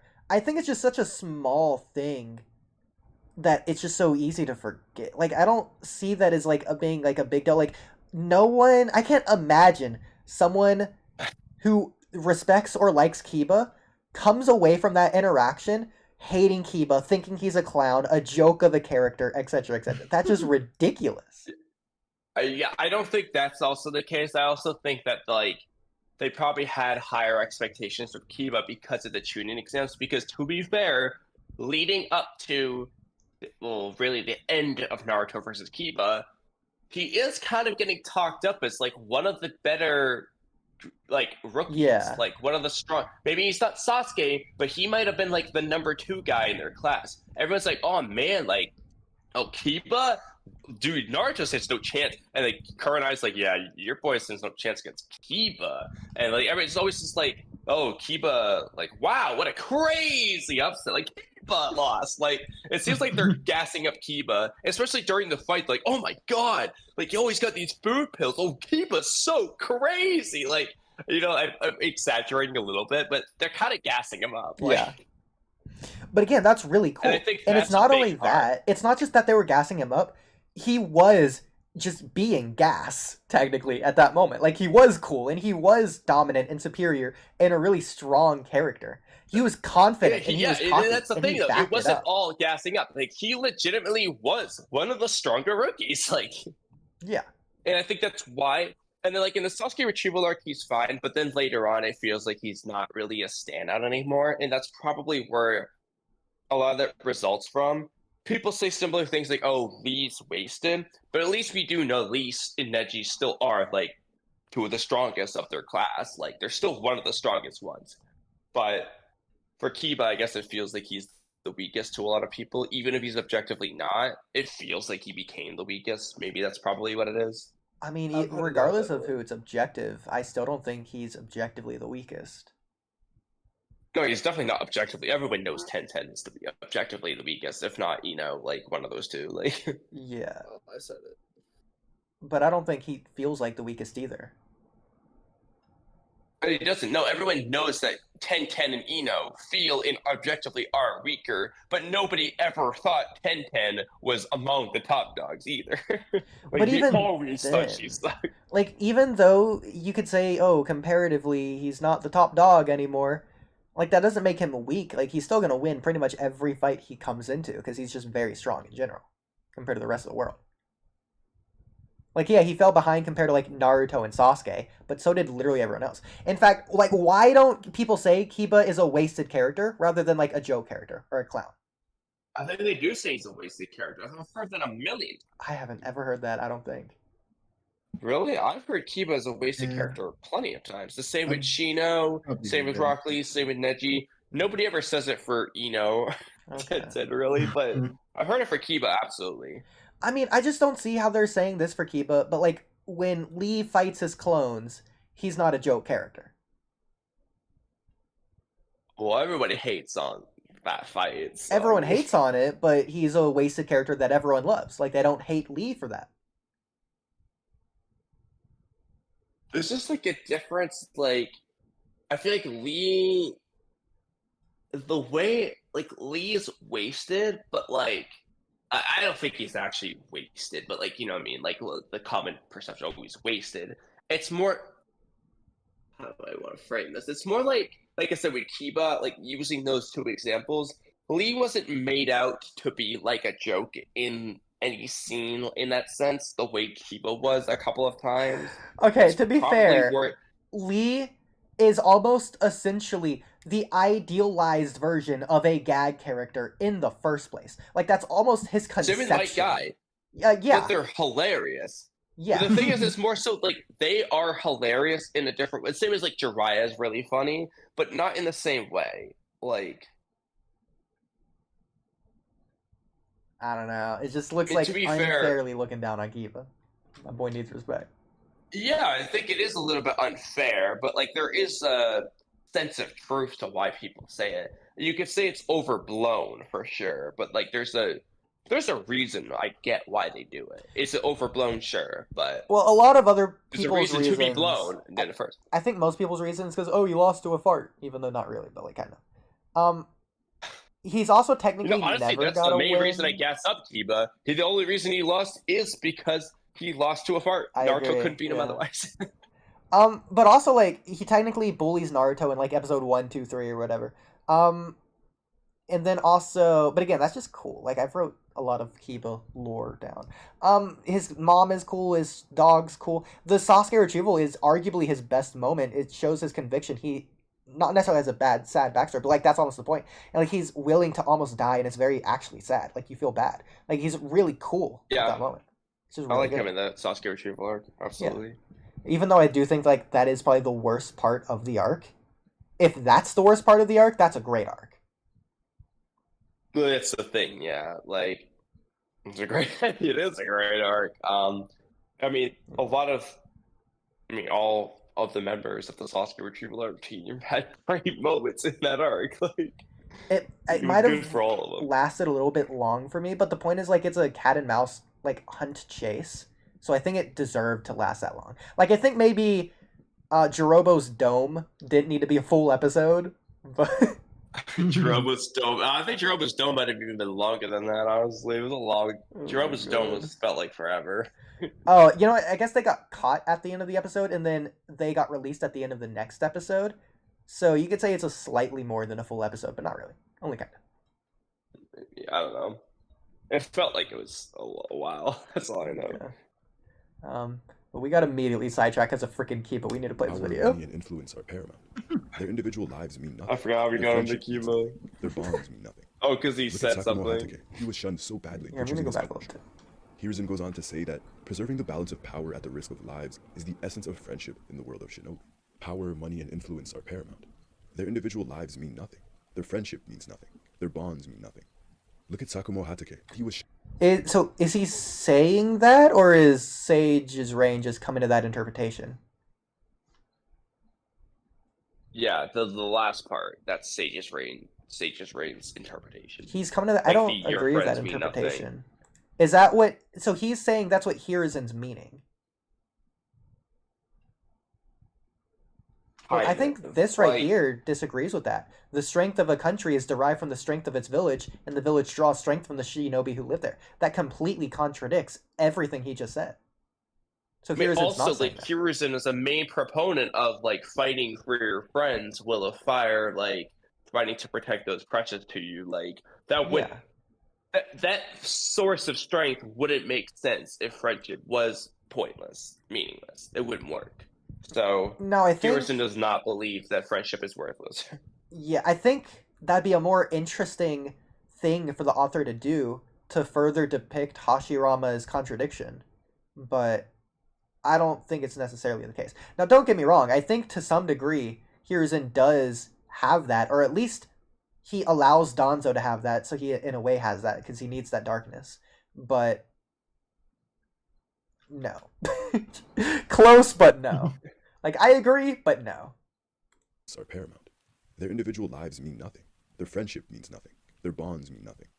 Look at Sakura. Yeah, like... Yeah, that's definitely Hiruzen's not true. saying Like, their that. bonds mean everything. Yeah, I don't think Hiruzen's looking at these children's individual lives like, oh, this means nothing to me. It's like Kiba, that means nothing. Kiba's friendship with Shino, worthless. Slam dunks on them, yeah. You and your friends, they ain't mean shit, bro. Like, no. Also, random visual. So is this one of the people Sakamo saved? I didn't realize we ever saw them. I thought that was one of the people who shunned him, but I don't know. No, we never see the mission when he saves them. Yeah, I think we see like silhouettes of them like laughing or whatever at him, but I don't remember. Yeah. Kumo Hatake. He was shunned so badly for choosing his comrades over the Yeah, I mission. guess you're right. Yeah. The village repeatedly demanded shinobi to choose their nation over any individual bonds that they have fostered. It's why they have no problem ostracizing. Now, I will say, Hiruzen essentially allows this to happen. Like, Hiruzen created the system to where these shinobi are shunned. He didn't create it, but he perpetuated Hashirama's system where these shinobi are shunned for going against the village. And he didn't do anything to stop it, especially when it actively was happening. I don't know if they say that's Hashirama's system. Absolutely, like to say that, like, but we don't have to get into like that right now. going against the village, but like saving your friends over a mission isn't going against the village. Like, that's what I'm saying. I mean, Kamui, I've written like That's 5 still videos for- about this. We're not getting into this right now. But that's not going against the village. That's just going against the mission, which is for the village, yes. But the ninja of the village are for the village too. So. Naruto or Sasuke, because they don't provide any sort of monetary contribution to their village. So this was another thing, Kamui. Remember last stream when I was saying I wouldn't be Naruto's friends and I'm such an evil bad guy? By the way, Trippy, would you be Naruto's friend? Why? I mean, why not? Okay, so keep in mind, Kamui, they're not currently his friend. They don't know anything about him other than he's the Nine-Tails bomb. So they look at Naruto. Look at what Naruto looks like right here. This is not friendly. I'm not befriending this child. I'm sorry. Okay, but you picked the one angry picture of him. What if it was a picture of him smiling? Like, Okay. That happens plenty of times. Yeah, Gaara smiled plenty of times. If you look at Gaara with this face, think you're Gaara not ever befriending him. I'm sorry. It's not Okay, happening. but you also have to, you're ignoring the context. You have like 10 people pointing fingers at him, calling him a demon. Yeah, of course he looks like that. Like, But yeah, that's happening through his okay. whole childhood. Plus, again, But he's people not are going to always remember frowning this. like that. Okay, so next time they see him, he's smiling. Are they just going to ignore this happened? The Nine-Tails Okay, bomb Oodie, was like this? Have you ever seen a single person look angry in your life? Like a friend, perhaps? No, Kamui, I've never seen a single person in my entire life look angry. Yeah, okay. So you obviously have even your friends, and I'm sure you're not just constantly like, oh my god, I remember the time that my friend Chris was so angry. Oh, what if he gets angry again? Like, no, you forget. You look at the friendly, smiling Chris. And that's Okay. disanalogous because I know who they are because they're my friend. If I see some random But you're dude good, at that's why the you gotta doctor's befriend office him. tomorrow That's why you just gotta talk to scowling him. at me, and this is the first time I'm meeting him, no, I'm not going to befriend him. Yeah, like, dude, like a poor lonely kid at school, you won't even say hi to him, dude. Like, what a dick, bro. Like, Yeah, if that lonely kid at school looks at me like this, no, I'm not going to go say hi to him. he's not gonna look at you like that unless you're pointing fingers at him, making fun of him, calling him a demon. That's not true at all, because nobody is pointing fingers at him in this metaphor, because this didn't actually happen, I'm sure Okay, we all they're agree. all staring at him angrily. Okay, No you one's get what I'm pointing. saying. They don't even have faces here. Okay. Yeah, but we know that they're all That's like just like an looking art at him, decision. talking. Like in the scene, we see people in the background like whispering, like he's that boy, and like saying mean things. Like this comes from the flashback of Gaara, like in Naruto, where we hear the villagers saying mean things. Like to Gaara, they're like, "Freak, why don't you die?" For Naruto, they're like, "It's that boy, don't go near him." Like they're saying mean things to him. That's where the scene comes from in the anime. Man, Kamui, I So didn't we hear realize the that villagers' boy thoughts. was such an insult to you. Remind me to just never refer to you as the male gender ever again, I guess. Oh yeah. I want you to like go up to someone and be like, or like like go up to one person talking about another person, like, it's that boy.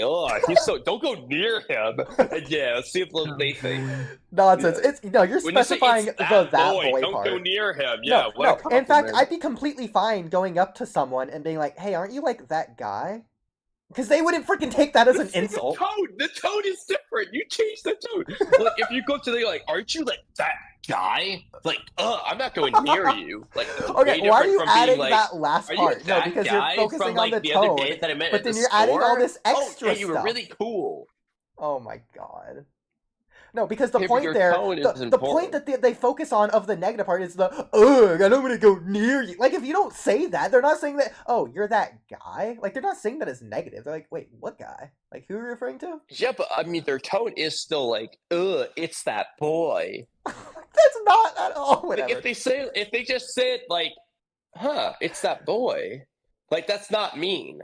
It's the overall point. Like, the point is they're saying negative things that aren't, and you know it. Okay, he also has a red satanic circle on his back. That's This is not what that is. They made the claim. Because they don't provide any sort of military contribution to the village. He's also don't- behind It's the full of sun. triangle. Like, it's an orange reddish sun. Like, he just looks devilish. Yeah, he's bright. He's a bright, warm sun He's also, figure. You're right. He also has graininess on his face. The graininess of evil. You know who else has graininess on them? Titans. Naruto's being compared to a man-eating titan here. I think that was the. Consider this probably came out before Attack on Titan, but. Oh, absolutely. Attack on Titan was actually inspired by Man, remember that one shot of Naruto in that anime episode? Let's just do that for like all of our titans. They don't matter.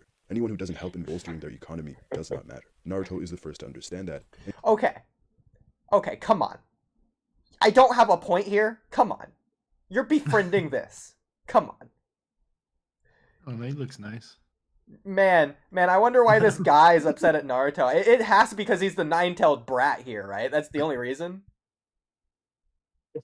I don't know. I feel like as a kid, the main reason. Like... Naruto might have gotten along because I was a little asshole as a kid. So. Exactly, like Kamui. We might have got along. I don't know. Like if you're Naruto seems like a fun, goofy guy.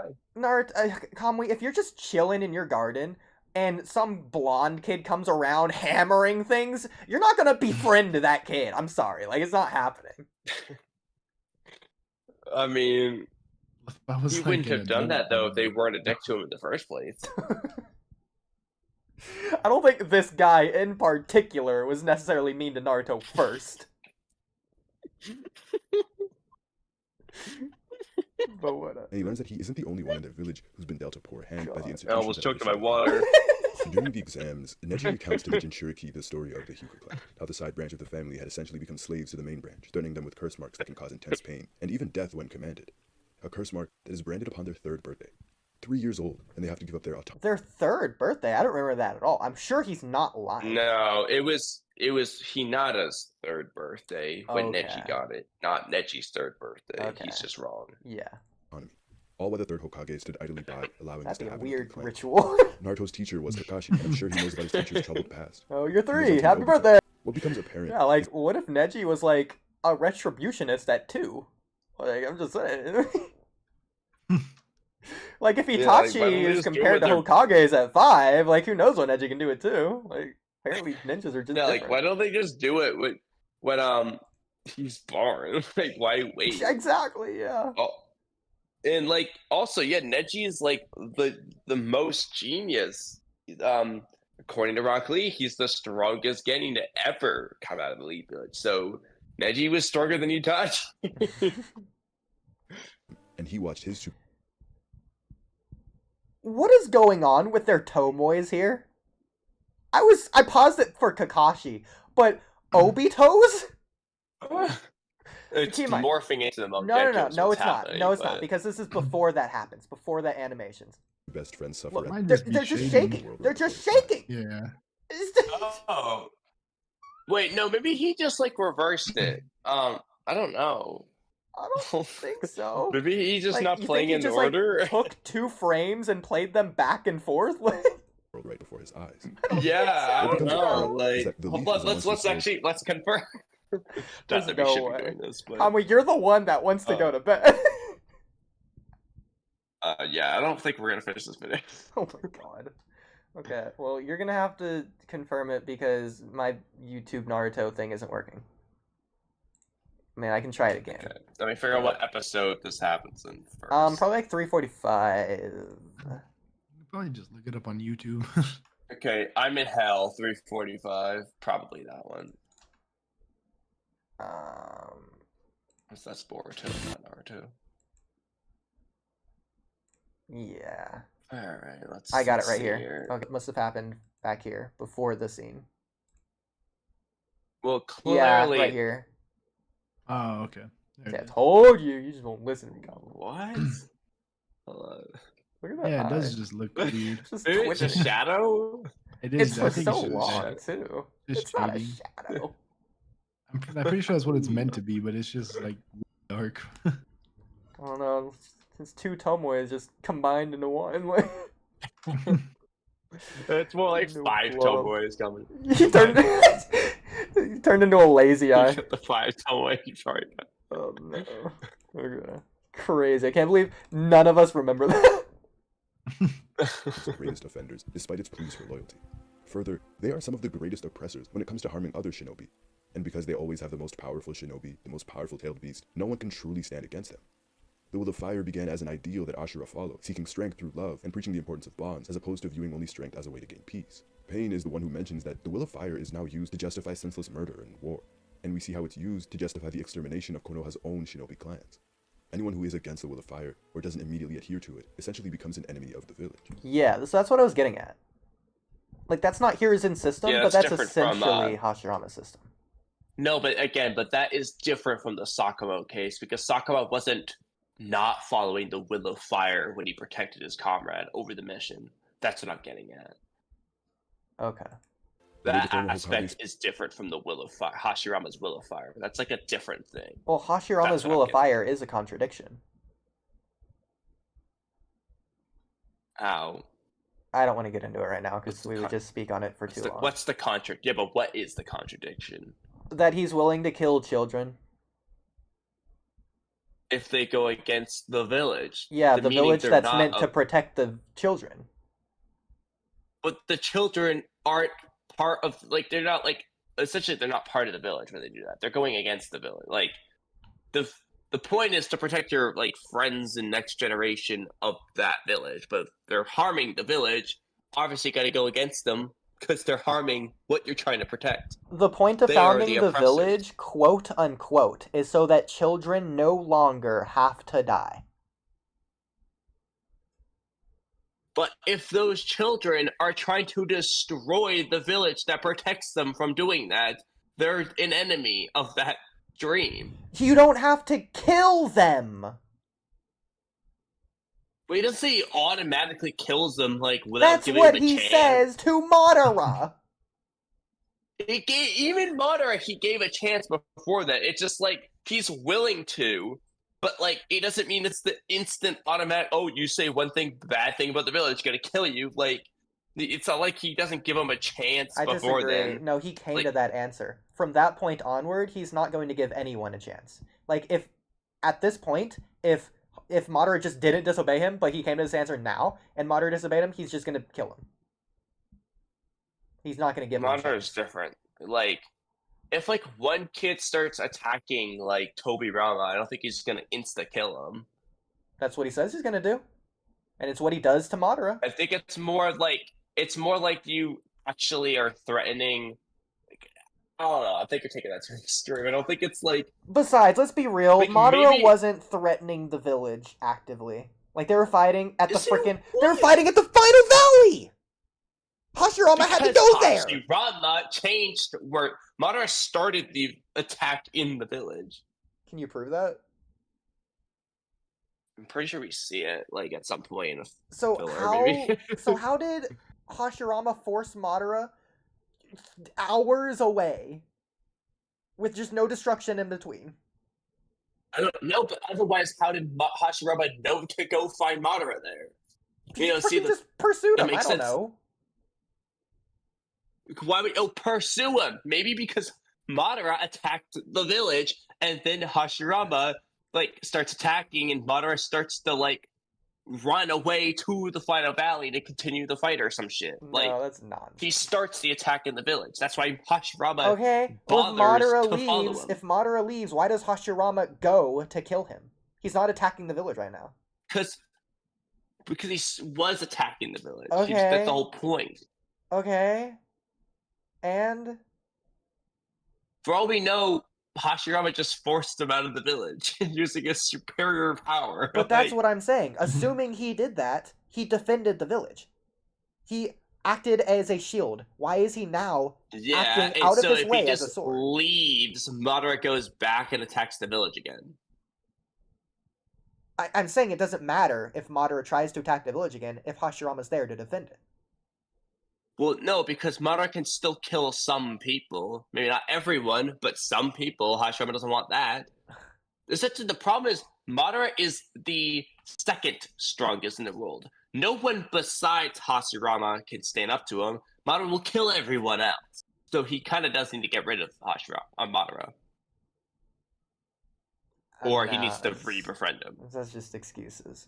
He doesn't... No. Not an excuse. If he doesn't stop Madara, either like Naruto by making Madara stop, or by killing him, Madara's going to continue. He's got to make him stop one way or another. Okay, in the same way Kid Naruto could probably kill a couple civilians. Does that mean you need to follow Kid Naruto out of the village to kill him? Well, Naruto's not trying to kill the civilians. I'm saying if he was. Someone like Kid Naruto, then. If Kiba is killing, he's pulling a Zabuza and going around killing tons of people, okay, yeah, then you have cause for maybe getting rid of him. Especially if Kid Naruto is the second strongest in the village after the Hokage. Yeah, you might have cause to kill him. He's too dangerous to be left alive. Okay, so why didn't they kill Sasuke at the end of Shippuden, based on your logic? Because Sasuke stopped. He actually changed. Madara didn't. Not only could he just be saying that, but why would the world believe him? And then he himself didn't believe him. They didn't believe him. Kakashi and Naruto had to bend over backwards trying to make him give him a chance. Exactly.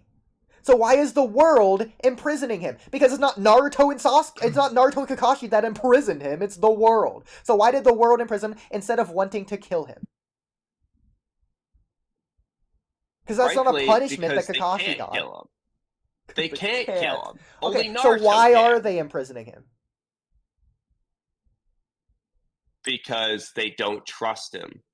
Essentially, Naruto and Sasuke, literally Orochimaru, Kakashi, everyone says it. They were going to kill him. The only reason they didn't is because of Naruto and Kakashi. That's the reason he's only in jail, not dead. And the reason why he gets out of jail is, again, because of Naruto and Kakashi. Otherwise, they would have been killed. As Orochimaru said, that he's just being left alive because, well, frankly, if they need him, they'll use his power. That's the perspective of the rest of the world. Dude, the world They want to kill him. They absolutely could have killed him. No, they couldn't because Naruto would beat them all up. Naruto... Okay, using your same idea there, they could just do it before Naruto beats him up. What's stopping Ibiki from just taking a sword, slashing Sasuke's neck when Naruto's not looking? Ibiki's lack of desire to do that behind Naruto's back, Oh my god, I wasn't meaning literally Ibiki. well, whoever has the potential to do it, whoever's in like the political position where they don't want to do that to Naruto. Okay, so who imprisoned Sasuke? They have a Sasuke? little bit of hope in Sasuke. So like the thing who is, in all imprisoned these Sasuke? cases, though, this doesn't apply to Madara because, frankly, Hashirama didn't do what Naruto did and change Madara so that Madara doesn't want to attack the village anymore. If we even get to that point, Madara's still attacking the village. It doesn't matter. If he imprisons him, then there's nothing he can do anyways. Can he do that? Can he imprison Madara so that Madara can't move a muscle? You seem to think he can.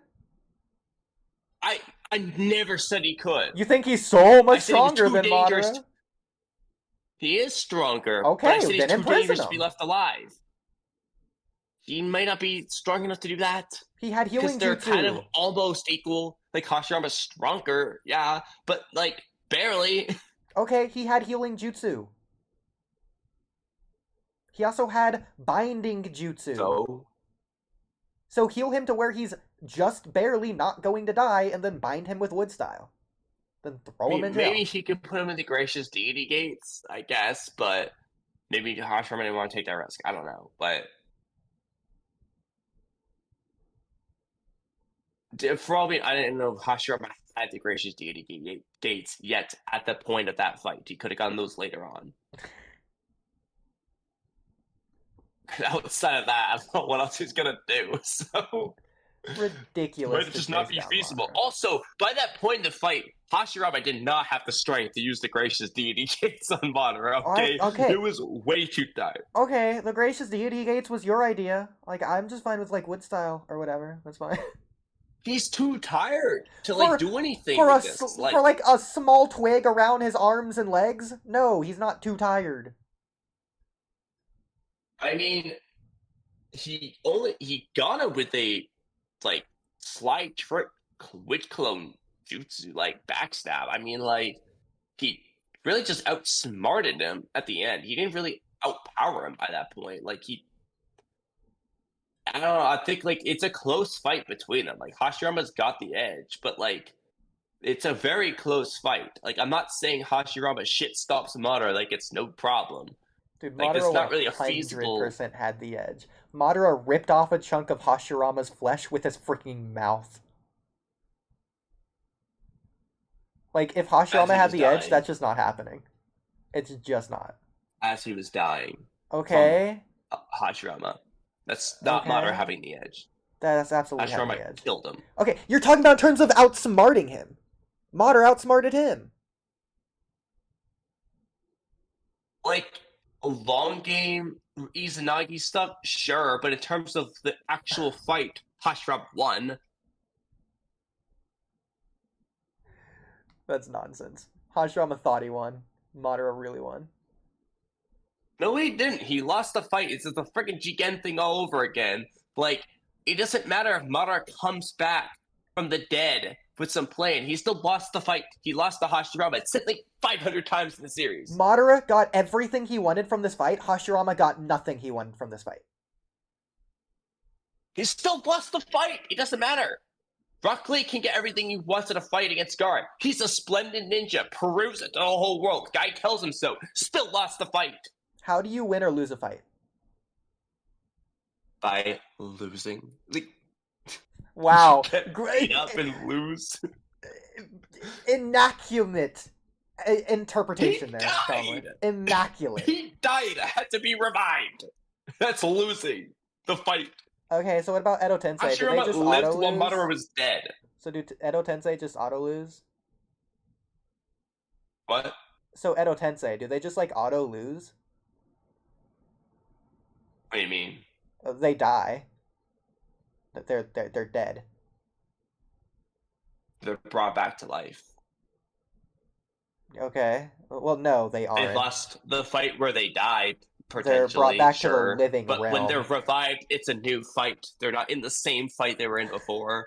Like, when Madara was revived by Edo Tensei by Kabuto, that's not still Madara versus Hashirama. Like, it's a new fight at that point. Okay, so who won between Zabuza and Gato? Zabuza beat Gato, and his men killed Zabuza. That's two different people. You didn't ask me Zabuza and his army. Okay, so who won between Because in Zabuza that and his case- army and Zabuza? If you say that, Zabuza did not defeat the army on his own. Naruto and Kakashi stepped in, as well as Inari and the Land of Waves people. So it would be Naruto, Kakashi, Inari, and all those people, plus Zabuza, versus Gato and his men. Okay, let me change Would be it. the actual fight. Okay, so assuming Gato just had a sneaky kunai in his left pocket, Zabuza didn't realize, stabbed him in the gut.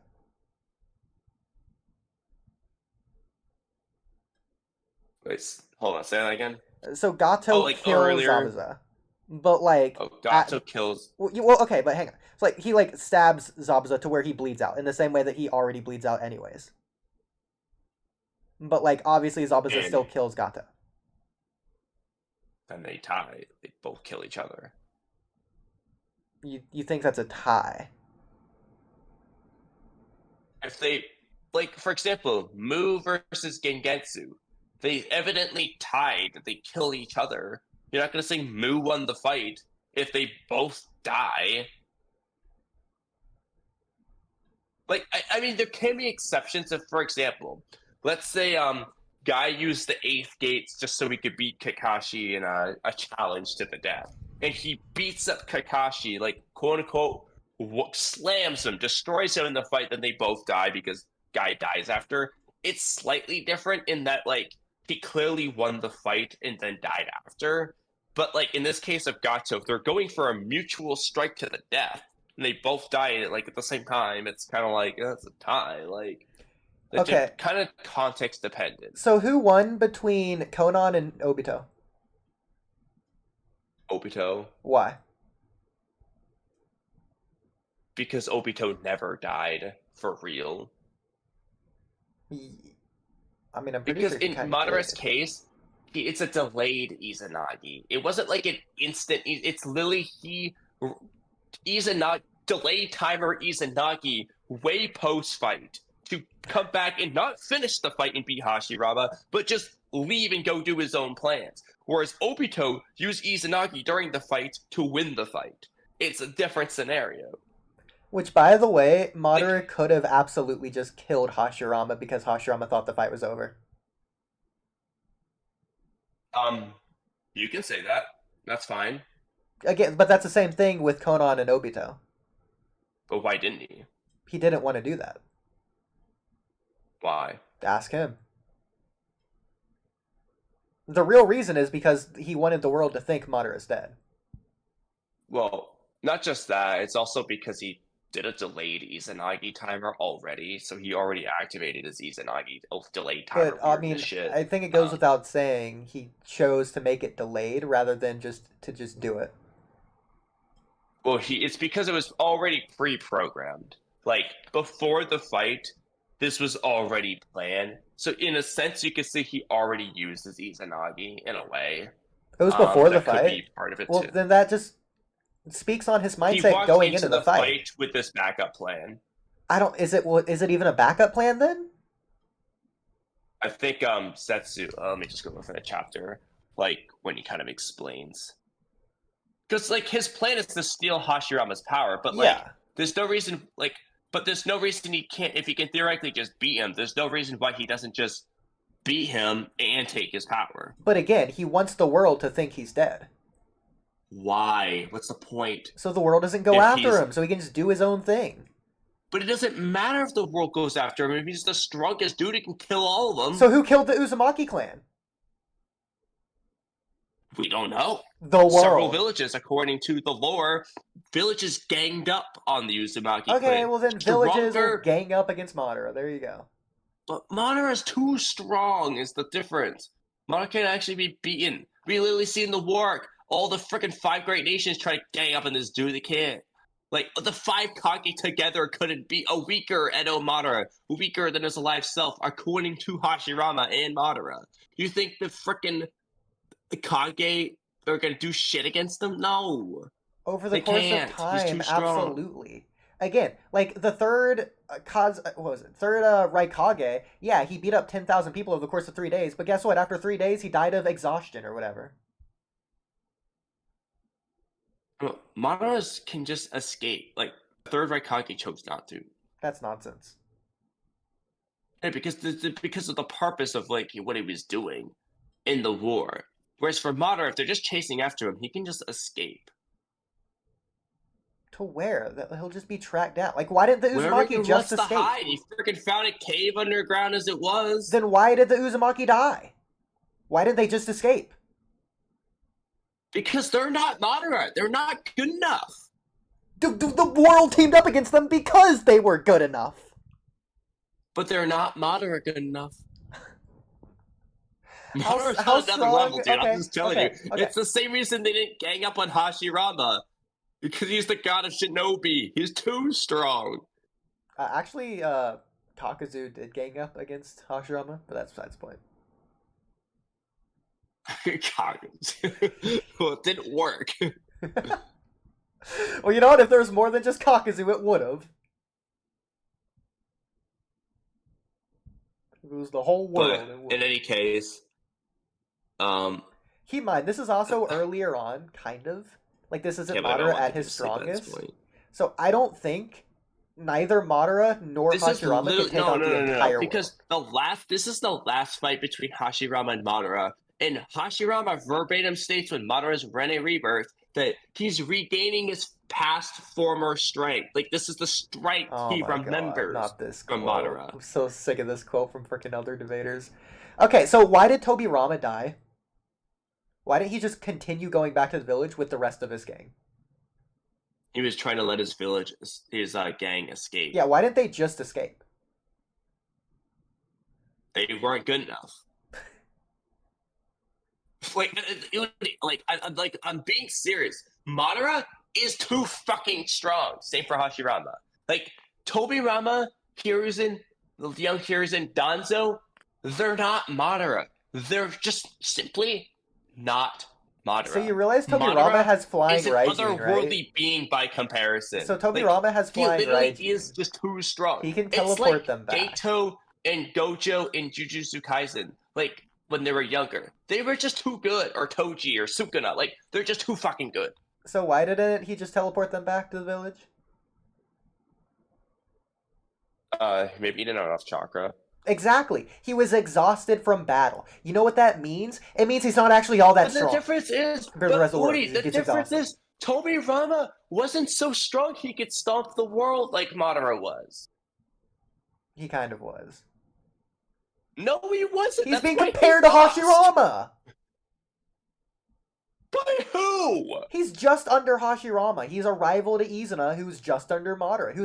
He was rival to Madara at that time. Yeah, barely. Like, I would say the gap got bigger. I'd say Madara. The gap got bigger. I'd say Tobirama is stronger than 3 Tomoe Madara, but weaker than Mangekyo Madara. That seems reasonable. But Mangekyo Madara is a big gap between 3 Tomoe. Like, his perfect Susanoo is a big difference from just base Sharingan Madara. Did Izuna have Mangekyo when he died? I think he only had 3 Tomoe, right? Well, it's weird because, as a side note... No, it had to be. Itachi... It had to be Mono because he had to have Mangekyo according to Itachi's story as well as how the EMS is supposed to work. Yeah, exactly. And Tobirama beat him. However, there's no implication that Izuna had the Susanoo. Well, he just didn't use it. That doesn't mean there's no implication. If he had Mangekyo, then he probably had Susanoo. Did not necessarily. Sasuke had Mangekyo at a time before he got Susanoo. Izuna could have died simply before he got the Susanoo. There's no implication. There is no implication that he had awakened the Susanoo yet. Just because he hadn't awakened it doesn't mean he doesn't have it. But that's semantics. If he can't use it, okay? That's the point. Like, if he cannot currently use it is the point. There's no implication he currently was able to use it and was using it against Tobirama. Well, okay, what about this? Say he could just full-on use the perfect Susanoo, just effortlessly. He just wasn't using it. The same could be applied for... Okay, so Izuna's stupid. Okay, the same can be applied for Madara. Madara isn't 100% of the time using his Susanoo. So Tobirama... Yeah, he doesn't use it on people he thinks are weak. according to him, only Hashirama, or apparently anyone who sees it dies, so they say, but he's only ever used it on Hashirama, so I don't know. But point is, Madara also didn't use Susanoo against Tobirama when he fought him in the war. He didn't need it for Tobirama. He beat him such without a dumb it. argument. Yeah, he thought he didn't. The same way Izuna thought he didn't in this hypothetical. The point is, the Flying Raijin was created to counter the Sharingan to catch the because Uchiha they've been at fighting bars. each other over and over, and Tobirama was just implied to be like equal, but like obviously slightly over Izuna. Like, and then he literally has he been rivaling beat him, Tobirama for like 20 years, dude. He knows he needs more than this. The reason he defeated Izuna is because he developed the Flying Raijin. That's what gave him the edge in the first place. Izuna didn't know that Tobirama had that. Absolutely, but the point is they've been rivals for a long time. Like, so all the more reason that Izuna should know about how strong Tobirama is. But then with the Flying Raijin, you just put him in a different... Unless you think Izuna newly awakened the Susanoo the day before, but chose not to try it out on Tobirama. He couldn't beat Tobirama before, or at least couldn't kill him, given that Tobirama's still alive. So why would he not use his newly awakened power? This just helps me, though. No, it doesn't. Because that just upscales the only way this works is if Izuna was just constantly not using his Susanoo. Okay. Like, ever. Okay. Why? Okay, then I don't care. He still had Mangekyo powers. Yeah, but it doesn't matter. If he's only got one eye awakened, for example, he doesn't have the Susanoo yet. We don't know where he's at in his development. You also get strength and speed from unlocking the Mangekyo. You get more chakra. That's fine. Not talking about that. I'm saying whether or not he had the Susanoo. We don't know. There's no indication he got it yet. Yeah, I don't care about the Susanoo but anymore. If he did, Tobirama beat it. Like... Well, I don't care about the Susanoo anymore because he killed him when he wasn't using Susanoo either way. I mean, I do think it's weird. I mean, maybe. I mean, do you think Tobirama can even beat a Susanoo? What does he do? Can he teleport inside of a Susanoo with the Flying Raijin if he has a marker on him? I mean, we never see him do it. I don't know. I think he could. It's an argument that's brought up. If he has a marker on Izuna himself, you mean? Or something like that? Yeah, like would he be able to... He'd be able to teleport within, but would he be able to move within the Susanoo?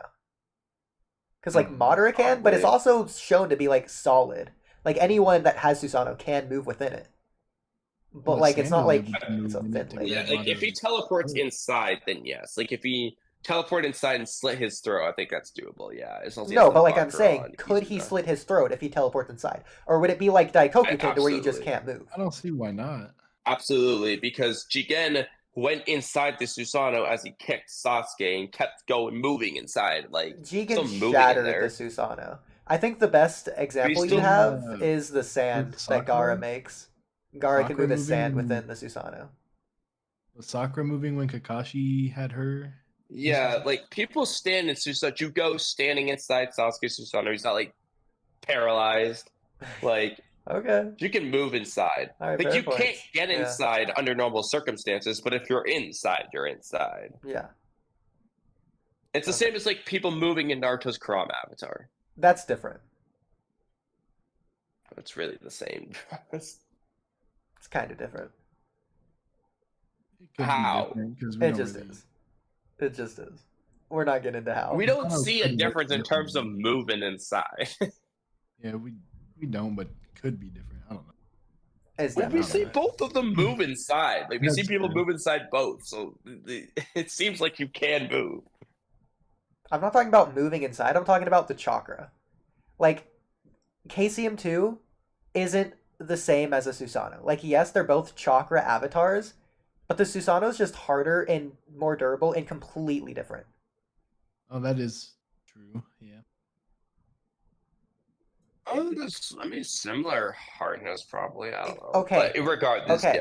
So, but inside is what I'm referring to. Let's say Danzo fights KCM2 Naruto KCM2 Naruto just obliterates him. He uses Izanami, comes up behind Naruto with the kunai, tries to stab him. Is that kunai breaking the same way it did against the Susanoo? Probably. Probably? I don't think so. The avatar has a somewhat physical form that's punching and hitting stuff. So it has a physical. He uses it as a shield to protect the village in Momoshiki's attack. That doesn't work if there's no defense to it. There has to be somewhat of a physical defense there. No, I agree. I don't think it's the same type of. I think the Susanoo's probably harder though, considering didn't Sasuke melt Kurama's fist when they punched and stuff. Exactly, yeah. It has a different tensile strength or something. In the final it can be harder, but it's a same idea. Yeah, it's docile.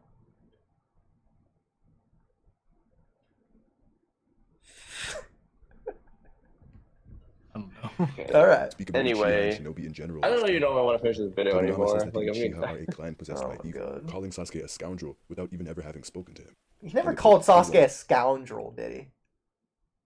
I don't know. I think he called him. What did he call him? Uchiha. I mean, he might have said Uchiha scoundrel. I don't know. I don't know if he said that. But I don't remember that. It sounds like something he would say, but I don't know. You look it up. Are the ones who choose the village over their families. To him, people who were comfortable accepting the blatant segregation and disrespect of their own clans were acceptable. They were the good ones. The third Hokage says that Itachi was never bound by the trappings of the clan. I agree with He was that. just another willing to blindly accept the will of fire over his own flesh and blood. But Itachi's case is particular. At 7 years old, because of the bloodshed he saw, said that Itachi thought like a Hokage. What? It's 5. I guess it's 7. No, it's changed here. Is he reading a bad copy? It is 5. let's look. Oh, I'm pretty sure it is. this must be during. I do remember 5. This has to be during the Sasuke and Edo Hokage conversation, right? Yeah. I think it's before Hashirama starts his tale. I mean, I'm confident if I'm not it's 5. mistaken. 100%. Yeah, I also remember it being 5. I thought it was Kirsten just says, okay, no, all of 7 years. Okay, hold on. Which version are you looking at? Color. Let me go to Viz now. 619. That's what I need. Did the anime change it? Oh, maybe it is 7. Huh. Why do we remember 5? There's got to be a reason we remember 5. The anime may have There's changed no it to way. 5. It might have, yeah. It is 7, but the anime may have changed it to 5. Well, let's look. Yeah, I definitely remember 5 as well. That's weird. What episode would this be? I think it's 361 or something. That's filler, so probably not that one. Probably 362. No, or 366. 366, right. Let's try it. And we'll be back shortly after this break. Well, alright, well that's a copyright stream. I have no idea where it's going to be in this episode. Oh wait, hold on. Okay. Is it after Tobirama's explanation? Okay, hold on. I'm in the general area when Itachi puts his hand in the sky. What's your timestamp? Wait, hold on.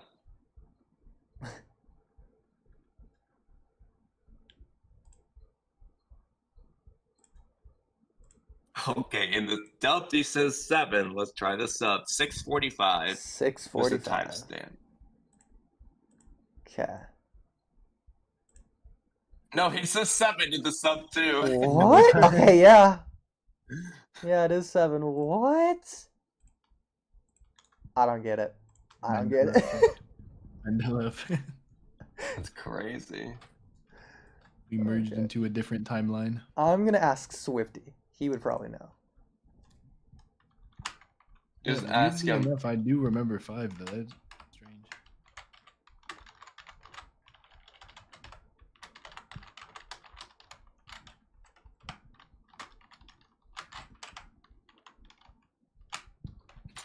Yeah, because I kind of feel like I can slightly remember 5 more, but Yeah, maybe, right? I don't know. The third found the perfect candidate to mold and to manipulate to become a weapon against even his own people. That's glossing over the massive role that Danzo played in manipulating the then 13-year-old. Hashirama praises Itachi, who slaughtered his clan at 13 years old, for the village. That's a crazy thing to say. So that children may retain their innocence and not become fully fledged shinobi. That sort of goes with my point, though.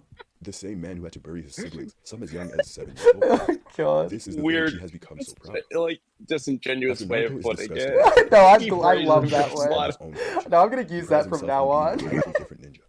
After the light of waves' revelation, and after the true exams, so good, I love the true that. darkness of this world would continue to expose itself to him everywhere. Naruto comes across Gaara. Much like his own story, the fourth Kazekage sealed the tailed beast into his own son so he could one day serve as a weapon for the village. As the Sand Village's budget was cut, they needed a source of strength. The same Kazekage then tried 6 times to kill Gaara, because he was a, quote, failed experiment. No, trust me, we know how many times he tried. Yeah, Gara figured it out tomorrow, too. Of hatred, anger, and violence. It's not only in the belief that these organizations disregard their own. It's every single shinobi village. The very idea of a Jinchuriki is outrageous. Placing their country's military power into a child and raising them to become weapons. Some even die trying to tame the beasts inside of them. To be fair, not every Jinchuriki was a child. So he's sort of framing it in that way, I feel. But I don't think... like killer... I think the idea is just that Like, any he was also a Jinchuriki are kid. children. Like, Roshi might not have been that young. Well, we just know Or Han. Kushina was young, not necessarily a kid. I would say that Mito obviously wasn't a kid. Freaking Hagoromo wasn't a kid. But like Was he a the child? Sand Jinchuriki before Gaara, we don't know when he got it, but like he was an old man. So like, Yeah, I don't know. Unless he had him for like 80 years. what about the third Mizukage? I don't know. He also wasn't. I don't know. I don't So. know if it's ever said. We don't know if he was even a Jinchuriki. I'm pretty. Wait, what? Do I mean The fourth fourth Mizukage? Mizukage is a Yeah, okay. I Jinchuriki. meant fourth. Oh. Okay, the fourth Mizukage. He's young. He looks young, Where at is least. he's pretty young. He took it in after he became Kage. Is He that might have been true? He might have been a kid. When did you hear that? I'm pretty confident in that. I don't know. It's wherever it's stated. How old was Yagura? He was pretty young. He I might don't have think died at it's- like 19. I don't know. Go check freaking data books. I don't think it's stated when he became the Jinchuriki, but I don't. I'm Maybe the data book pretty says. confident it's after he became Kage. I could be wrong, but I'm pretty confident. I have no idea. And aside from Bee and Naruto, the rest of them are hunted and killed.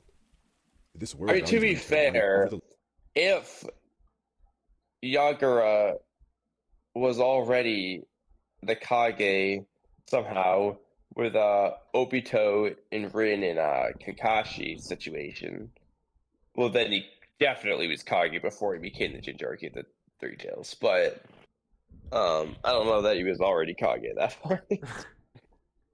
I like how he says, besides Bee and Naruto, every Jinchuriki was hunted and killed, as if Bee and Naruto weren't hunted, and then Naruto was still killed. Like, Bee's the only Jinchuriki He was just that was hunted. he was that going didn't to die, but he managed to just not die. But I mean, I think he would be considered legally dead. legally, I mean, his heart stopped pumping. Like, what do you want me to say? Like, I mean, maybe gray area for sure. the lives of the children they implant these beasts in. After Gaara, he meets Pain. He learns about how the great nations' battles destroyed the village hidden in the rain, how Konoha and others left them orphaned, their lands pillaged, their people impoverished. It was Danzo of the Leaf who orchestrated the plot to destroy the peace that Yahiko and their Akatsuki sought. oh my god, he said Danzo of the Leaf, but he showed Hanzo, and so my brain thought he was saying, like, Hanzo of the Leaf. I was about to go off. Actually, he showed Kanzo. That there is not Danzo, that's Kanzo. Go killed. Also, that power could be held by Hanzo, and so that Danzo could try and usurp the Hokage seat. You know, I Naruto was tells wondering Naruto about this that the peace though. large nation- Yeah. How does like how do you think this related to Danzo becoming Hokage? Like, was he planning on Hanzo helping him fight Hiruzen, or like what? Like, what was the plan there? How was this gonna help him become Hokage? I think it's like what Orochimaru was doing, saying Naruto's going to become a threat to him later, so he's just going to take him out now while he can, easily. He thinks the Akatsuki could just become a threat later. Like, in the filler, Danzo is concerned about the Akatsuki being a threat. But my point is, it's also stated that in the manga, that, like, the purpose... Like, that was a filler thing. The manga just states that it's so he can usurp the title of Hokage. So with that in mind, how does this relate to that?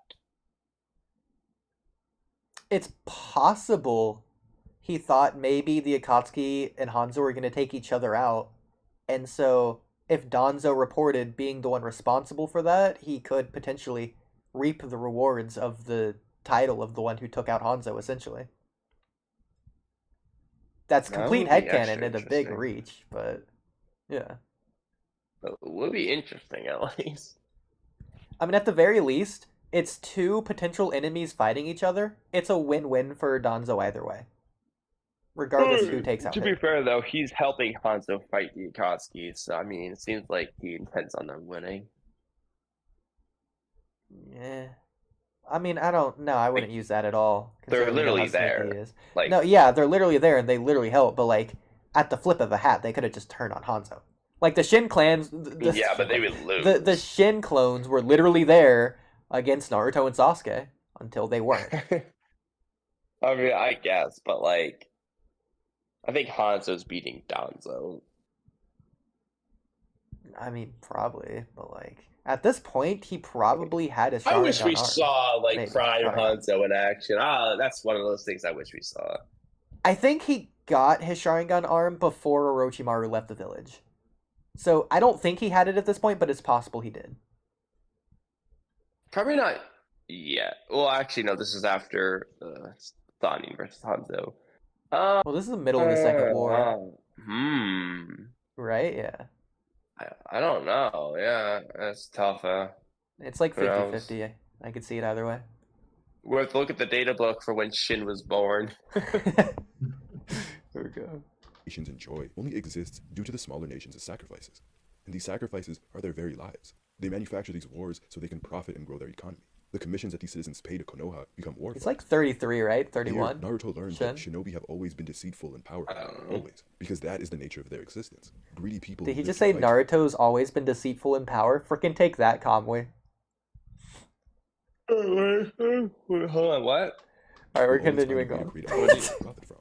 Naruto learns on a macro level the politics of the shinobi world, a world plagued by darkness, a genuinely selfish world. What does he mean by this? Naruto learns on the macro level about the shinobi world? Like, I guess what he's saying there is that Nagato tells him about the Rain Village and the rest of the world. Like, no, he's absolutely learning on the micro level, going, like, immediately to the Land of Waves. Like, that's the first thing he learns about the shinobi world, and that's, like, as specific as possible. But I guess he is learning it about the world as well. He's saying macro and that it's getting bigger now. Like, he's going beyond just himself. Like, one village, it's looking at the bigger picture of the whole world. Is that what he's saying? Existence. Yeah, because it's the commissions that it's macro because he's talking about the world rather than, like, a village, if that makes sense. Pain is talking about the cycle of hatred of the world. That's the macro here. They manufacture these wars so they can profit and grow their economy. The commissions that these citizens pay to Konoha become war funds. Here, Naruto learns that shinobi have always been deceitful and power hungry. Always. Because that is the nature of their existence. Greedy people who live to fight will always find a way to create another war to profit from. Exactly. So all the change Naruto's done hasn't addressed that issue. That's what Pain would tell him. I mean, because no matter the change Naruto's done, people are still people. And so that change is irrelevant under that fact.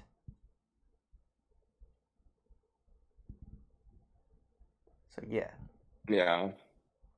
Like, I think talking about this would be a good counter for Pain, sure. Yeah. Naruto learns on a macro level the politics of the show. Well, that's actually it's the idea I was getting into. On the 70 messages you didn't read, but we'll come back to that some other time. Oh god, I'm never gonna read those unless we do it one at a time. I'm just saying. You have to copy and paste them like slowly for me. Yeah, well, again, it's going to be in that big document that we'll do at some point. But yeah.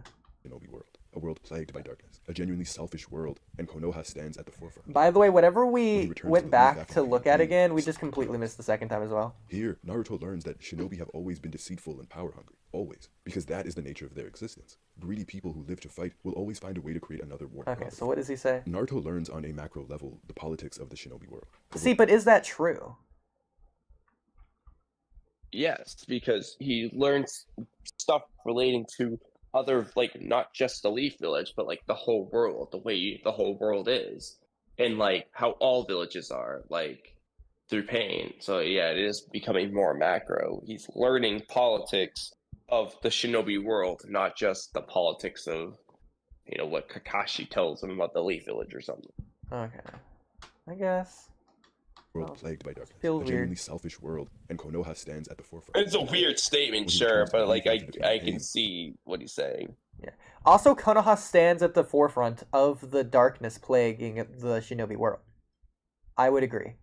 Because even if you want to say Konoha itself isn't that dark, or at least its presentation, even though it is dark, considering it has the foundation and all these other things, even Hiruzen is dark to some degree. So Konoha is definitely dark, depending on how you look at it, especially with the Uchiha. Okay, I'm getting sidetracked. Konoha is the reason the rest of the world is more dark.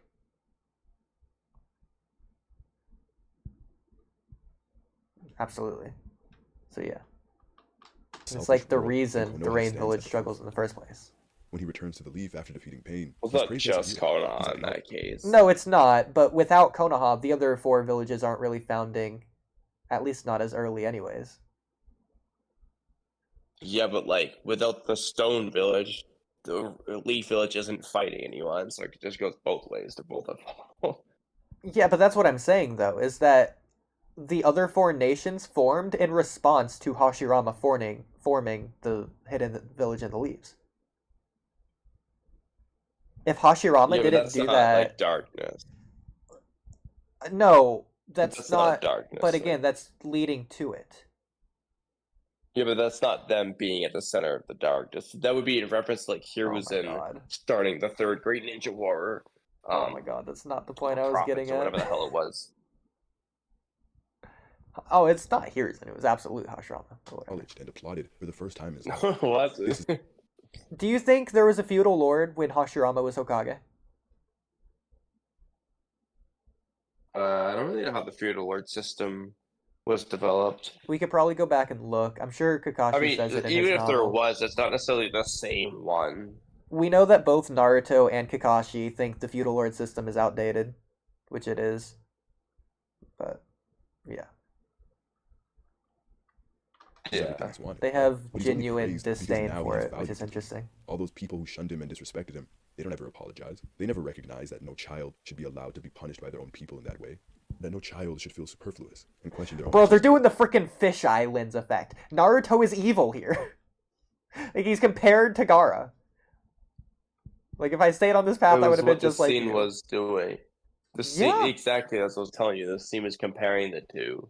Well, you know what? Maybe it is in universe because the sun rays might be distorting the light where they literally saw it like that. Like you're saying, Naruto's so bright because the sun's behind him, so there you go. Yeah, made it work.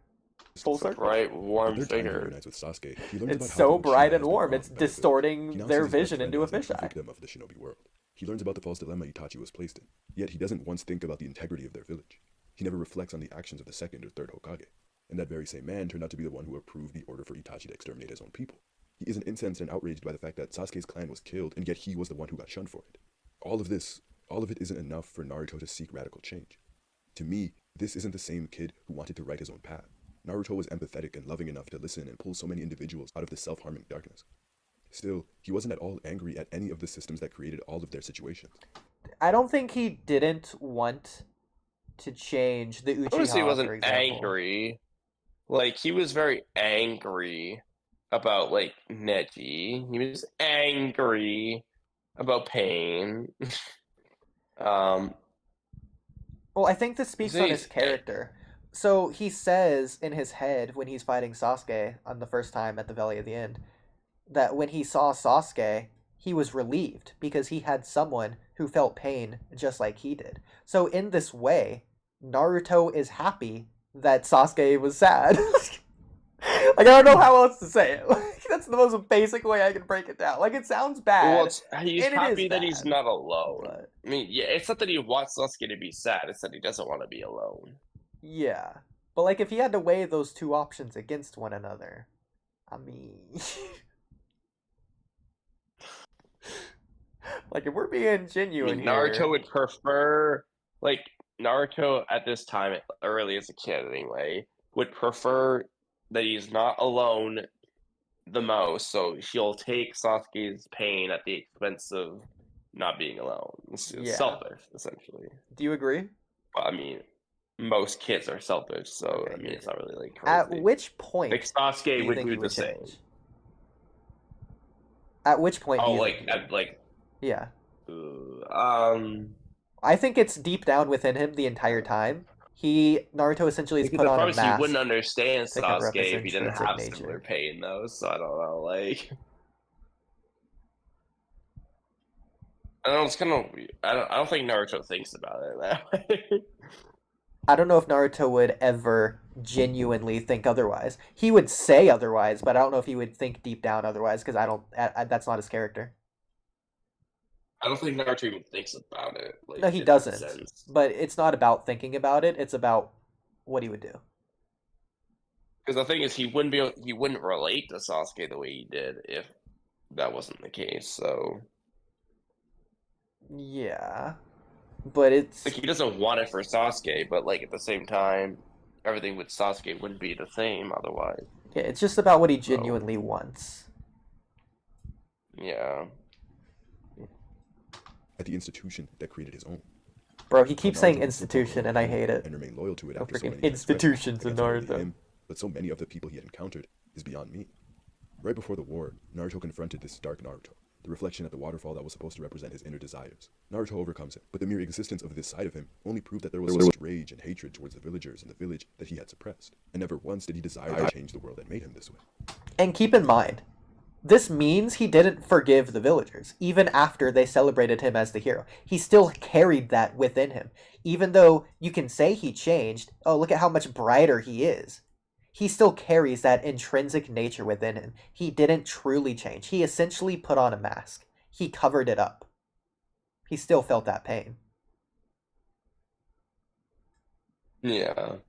I think, even in the war arc, he hasn't forgiven Minato. He still sees Minato as, how dare you steal the Nine Tails inside of me? You ruined my life. I think he got over that instantly.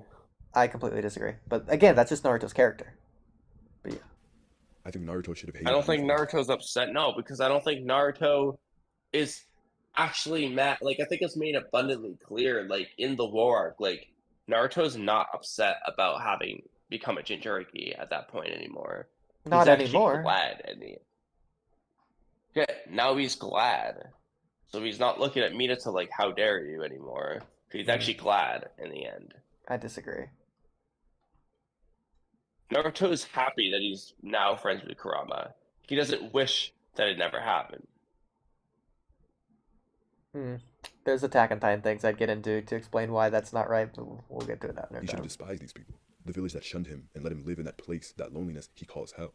They left him there to rot and waste away.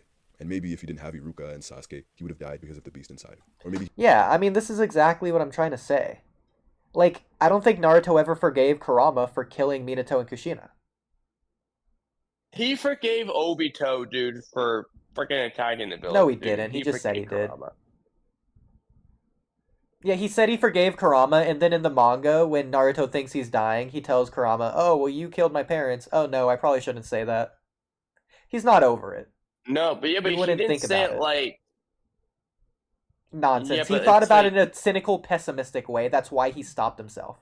Because that was his true thoughts. He didn't want to reveal his true feelings that came out of him because he was emotionally vulnerable. But, like, it just felt like he was just saying, like, oh, well, you did do that, but, like... He doesn't hold it against Kurama. What do you mean? Anymore. He's saying it because it mattered. Because it's important to him. Because it's still important. Because he hasn't forgiven him.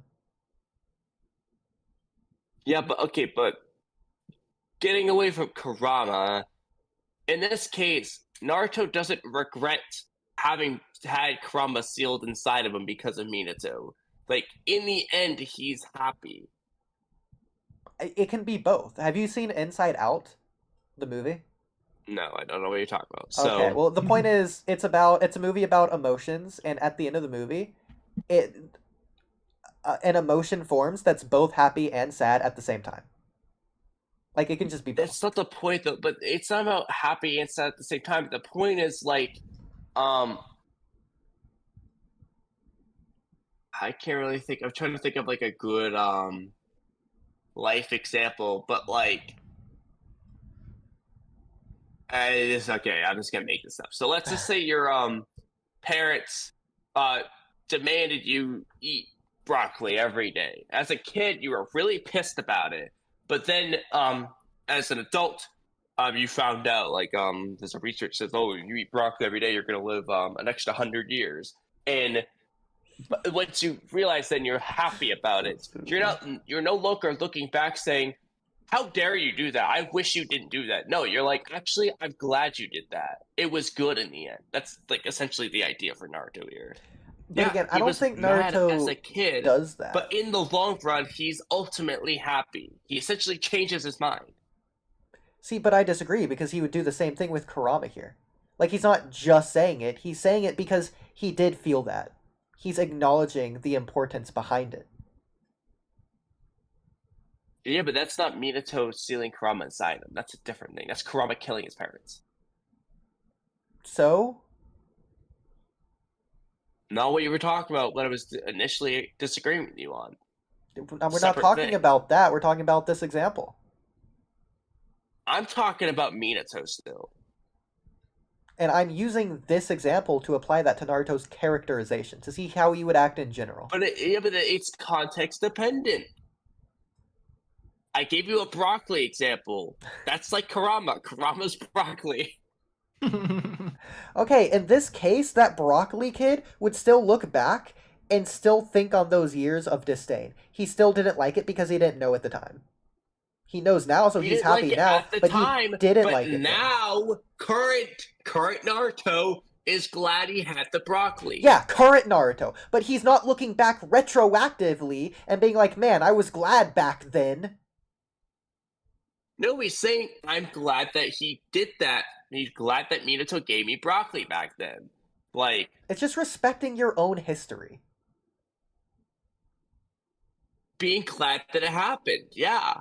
He's glad that he got Kurama. It's both. He doesn't wish he didn't have Kurama. Yes, he does. It's both. I don't think Trippy, do you think Naruto wishes he didn't have Kurama? Or do you think he is glad that he had Kurama in the end? At towards the end of the series? I think he's... Yeah, by the end of the series, do you think Naruto Kurama says, I wish I didn't have Kurama? Or do you think he says, I'm glad I had Kurama? So biased. Okay, so if you're going off of that, I mean, you can kind of just look in Boruto, like when he lost Kurama and see how he felt. It's obviously he wants Kurama now. But I think, yeah, at one point in time, 100% hated Kurama and wished that he never had him. Of course, that's what we're saying. But in the end, he's glad it happened. That's my point. Yeah. No, yeah, 100%. But I also get what Oodie's saying is like, he probably doesn't look back on those memories of like when he hated Kurama pretty like fondly. Yeah, he's not saying, oh, I was so glad that Kurama tried to take over my body and kill me. Yeah. No, but the point is, he's glad that Kurama in the end was with him. Yeah, I would agree with that. Yeah, but that's like different. In the that's broccoli a different example, argument. Maybe the kid doesn't like the taste of broccoli. He's not looking back and say, oh, well, now I think the broccoli tasted good. It's just, well, I'm glad I had the broccoli anyway, is the point. But that doesn't remove that disdain he felt. That doesn't change it's not what I'm saying. It doesn't get rid of it. He acknowledges the pain he went through as a kid, but he's still glad it happened. It's not about acknowledging it. It's about carrying it with him. He carries it with him positively. He's still glad it happened in the end. Like the overall, like his choices, no Kurama or have Kurama, and everything is the way he is. He's picking the way it is with Kurama. he carries it with him in a way that he hasn't forgiven him. But he's still glad he has Kurama. Okay, he hasn't forgiven Minato for doing that. It's the action, the decision. It's not the output, the effect, the result. Because that's not what Minato was doing. Minato knew exactly what he was doing. Naruto's not abiding by Minato's decision.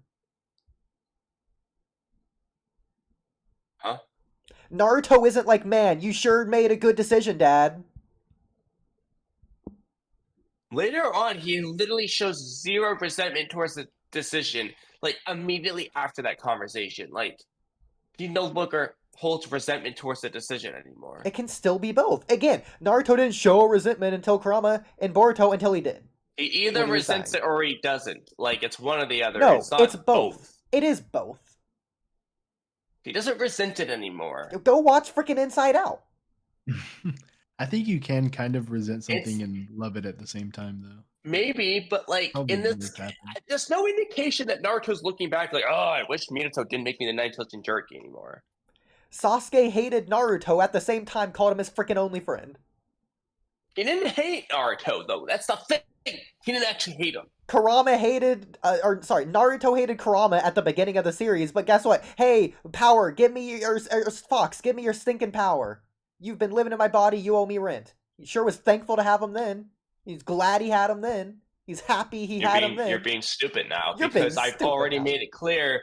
No, I'm not, because I made it abundantly clear like 60 billion times that at the beginning of the series he didn't like Kurama, but by the end of the series he's glad he had him. Okay, no, but at the beginning of the series it's still both, which is my point, which goes against you.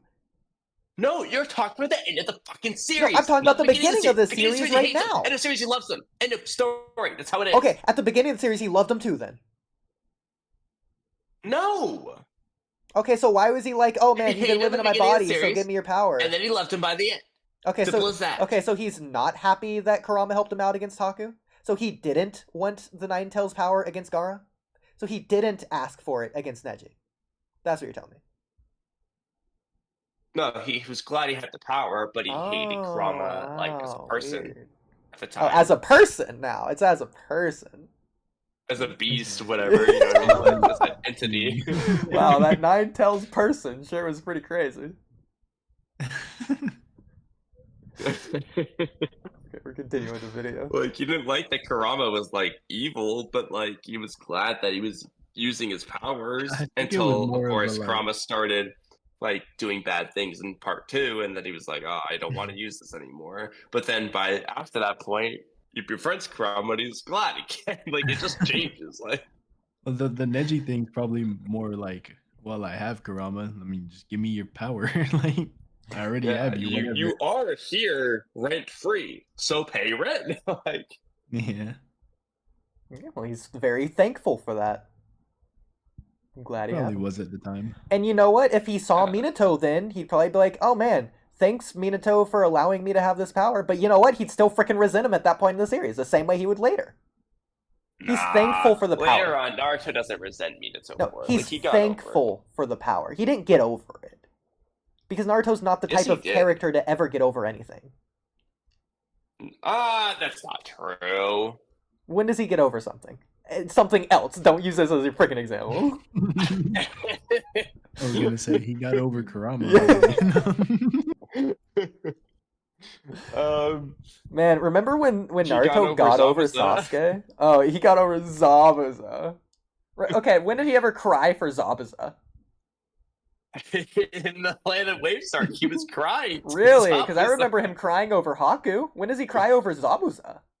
Well, he got over. Well, he didn't cry over Zabuza, but he was crying.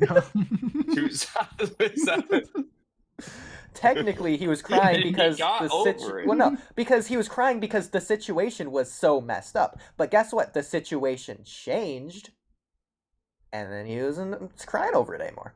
But you know what? Hold on. I got. But in retrospect, but hang on. But wait. This breaks. Wait. We're talking about this point first. You can get to your point next. No, because that one was a silly one. This one's better. No, it's not a silly one. Got over Sakura.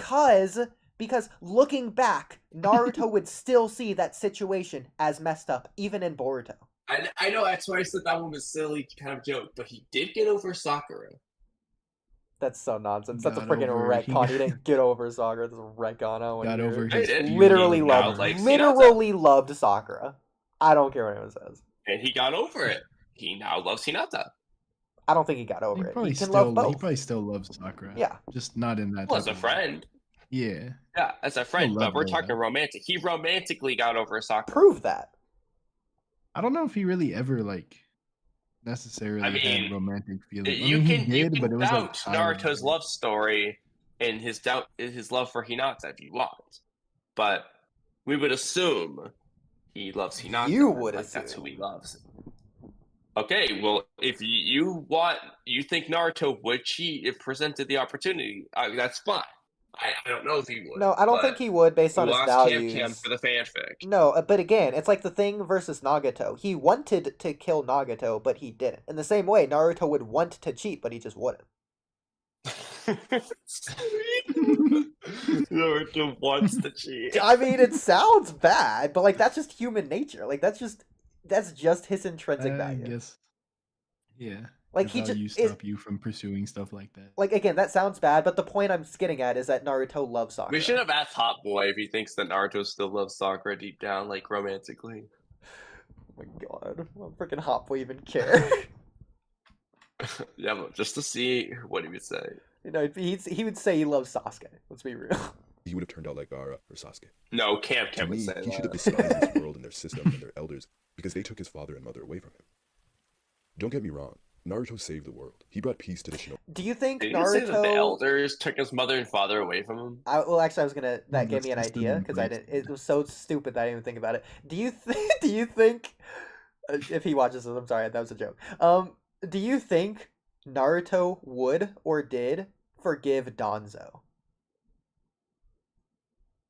I wouldn't I don't forgive think Danzo. Naruto really thought about Danzo. He didn't like interact with Danzo. I understand, but he knows the truth. So, like, assuming Danzo was just random, like, freaking one of the claw grimes, because they have the Rinnegan. They just, for whatever reason, Rene Tensei Danzo. So, do you think Naruto is forgiving Danzo or imprisoning him or just straight up killing him? I feel like the problem with this is that Sasuke would be like the better person for this because Sasuke Danzo would didn't not like forgive. directly affect. It depends on what aspect. You talk about how Danzo in the novels leaked the identity of Naruto as the Jinchuriki. I'm talking or about you're referring everything. to him as Like, Naruto knows everything at this point. Naruto, as the Hokage, probably knows a lot about Danzo now. I would Yeah. assume.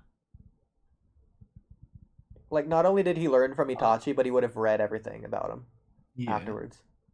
maybe he forgives some things. I mean, some stuff Danzo did. I don't know why you'd forgive it. Well, okay, Danzo's but like one of the most unforgivable characters in the Yeah. whole series. but at the Because same the problem time, is, like, Kurama gave Naruto, like, he befriended Naruto. Danzo, like, has to somehow befriend Naruto for this to even be a conversation. okay, but you're not forgiving Danzo for his actions. In the same way, why would Naruto forgive Minato for his actions of sealing the Nine Tails within him? Because it was a good thing in the end. He gave Minato Yeah. gave Okay, well, it was a Naruto good thing friend. for the village in the end for what Danzo He gave did. Naruto a lifelong friend. No, not lifelong, but Well, most of his life. God A dang, lot of his Trippy. life friend. Oh my A god, you have me crying. 34-year friend. yeah. Oh Or my maybe God. more like 16-year friend. Oh yeah, they were So- friends for about 16 years. He gave him a 16-year friend. Long friendship, either way. What is there to be upset about? So dumb. Okay, at the same time, Wait, he gave Oodie, him a if I 16 years introduce worth you of to a hating him. friend for 16 years, are you gonna resent me for that? Kamui, if we hated each other for the first 16 years of our life, but then liked each other for the last 16, the first 16 years still matters. Exactly, the last 16 are what matters. That's the point. It's like you just didn't hear me. You said the first 16 don't matter. Well, I mean, That's not what I said. kind I of. said they still matter. So I do have a friend that I didn't like for like the first year that I knew him, but now we like each other and we just joke about it. Exactly. You're thankful you maybe. met him. You're not like, I wish I never met him. Oh my god. It's the same. But Like, Trippy, that guy's literally Kurama. You're Naruto. But there Trippy, you aren't happy that first year. You know him looking back. Like, you're not like, No, oh man, no, thank God I looking- hated him. I mean, yeah, I get that, but that was my point to begin with. Like, I don't look back fondly on the time when I didn't like him, but it's like I'm But glad that I overall, met you're him now. glad you met him. Like, Yeah. would you prefer you never met him, had neither, No. or do you prefer you met him and had both? No, I definitely preferred just things the way they went. No, I think that understand. was probably Exactly. for the And better. no, That's but Naruto I'm and Kurama. completely fine with that. Naruto prefers it. But the point of preferring something is that you have two things that you like or dislike or whatever, two feelings. So Naruto does still have that feeling. He prefers it, meaning he didn't drop it. I agree, Kamui. Well, Thank you for agreeing with me. no. Preferring doesn't mean you like both options. I prefer steak over tomato Why sauce. I clarification? fucking hate tomato sauce. No shit, I prefer the steak. Like, you know what I mean? Both options are likable. No, I'm not saying likable. I'm saying presented. There's two options. Okay, so what are the two options? He prefers what over what? Having Kurama versus not. Or rather, Minato sealing Kurama inside Naruto so he has Kurama, or Minato not sealing Kurama inside Naruto so he doesn't have Kurama. Exactly. He prefers to having Exactly. Kurama. So both options are there. He prefers one over the other. So he's not going to resent Minato for the choice to do it. It's both. Because He's Minato not gave going him to the preferable outwardly do choice. it. He's not going to outwardly do it, but he's still going to do it to some degree because both it's still present. If anything, he would resent him for not making him the Jinchuriki. Okay, look at it this way. Kamui, look at it this way. If he 90% likes it, but then 10% doesn't like it, he's gonna, if he 90% prefers it, he's still gonna 10% not like it. Yeah, but he's not gonna resent Minato for doing the better option. Like, for example, if I have the choice of okay. So, like, I can't make a perfect food analogy here because it's like chicken. I like chicken, and I'll have like a 10% resentment to chicken. But like, chicken's not my favorite food, and broccoli is not my favorite food either. I like both a lot. If you give me chicken, well, I like broccoli. I'm not gonna. And chicken's not my favorite food. I'm not gonna resent you for giving me chicken and not giving me lobster. I'm not gonna go, I hate you for doing that. Like, I'm glad you gave me the chicken over the broccoli because I like the chicken better. Like, between the two options, I'm glad you gave me the one I like better. Even if it's not the world's greatest potential option. If that makes sense. Like, okay, but in this case... Here, I'll make a more accurate analogy. Okay, so I hate tomato sauce, but I like Alfredo sauce. So hypothetically, I have the choice of having spaghetti with tomato sauce, or it has like 90% spaghetti sauce and 10% Alfredo. Get an element of both dislike and like. Or the option of 90% Alfredo, 10% spaghetti sauce. Only two options I have available here. I'm not going to resent you for giving me the 90% Alfredo one, even though 10% I didn't like. I'm glad you gave me that one and not the other one. Like, if that makes sense. Oh my god. Okay. Naruto's negative emotions didn't just automatically, magically transform into also positive emotions. He still carries that negative sentiment. But the positive outweighs the negative. I agree, but the negative is still there.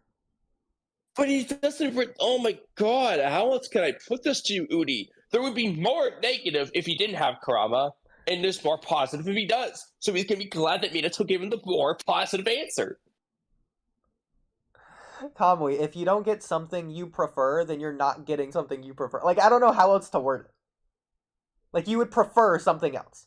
You're getting what you want less than what you want. You can still want it. No, he got the better option.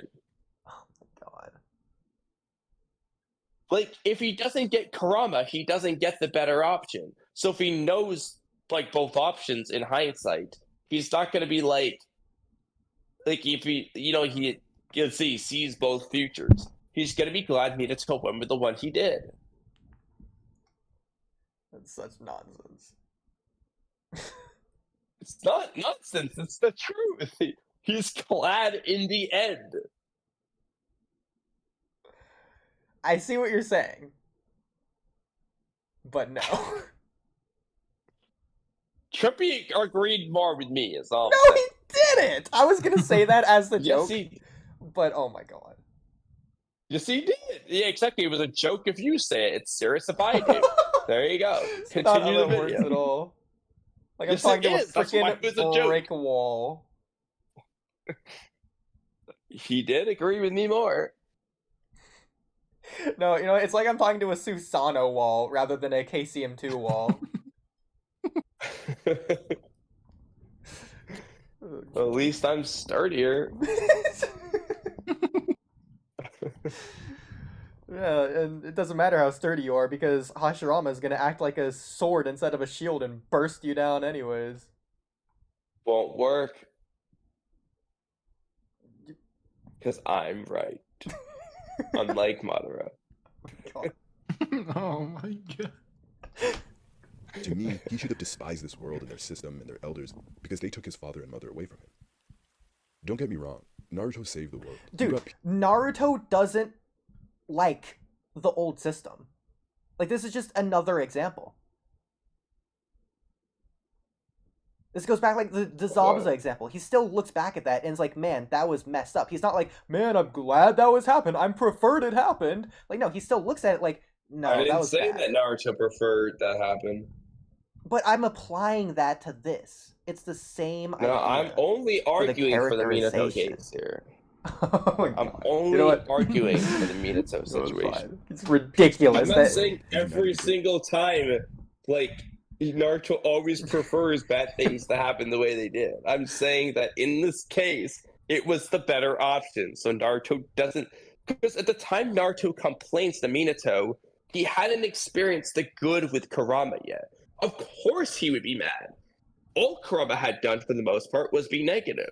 However, a while after that conversation is when all the good happens. That's not true. I'm talking present-day Boruto Naruto here. I'm not talking about 15-year-old Naruto. No, freaking 12-year-old Naruto was experiencing some of the good of Kurama. He was still getting and benefiting from the power. I said mostly negative, implying there was some I don't think you positive. said mostly. Listen harder. If you thought it, then I don't think you said it. Trippy, did he say mostly? Did I miss that? I don't even remember. See, exactly. Rewind the stream. Rewind the stream. You know, fine. We just watched the video. I want to go to bed now. Okay, let's finish. Same. I want to go to bed like 2 hours ago. Yeah, and Kamui's been trying to go to bed. No, rewind the stream. Let me prove you wrong. Did you not? You just agreed with Trippy. What do you mean, rewind the stream? We're freaking finishing the video, Kamui. Oh god, he's talking about child of prophecy. Listen, we're just continuing on. We're not getting hung up again. It's something I have to do, though. I have to prove you wrong. You rewind the video. It's my ninja way. Returning to that hell.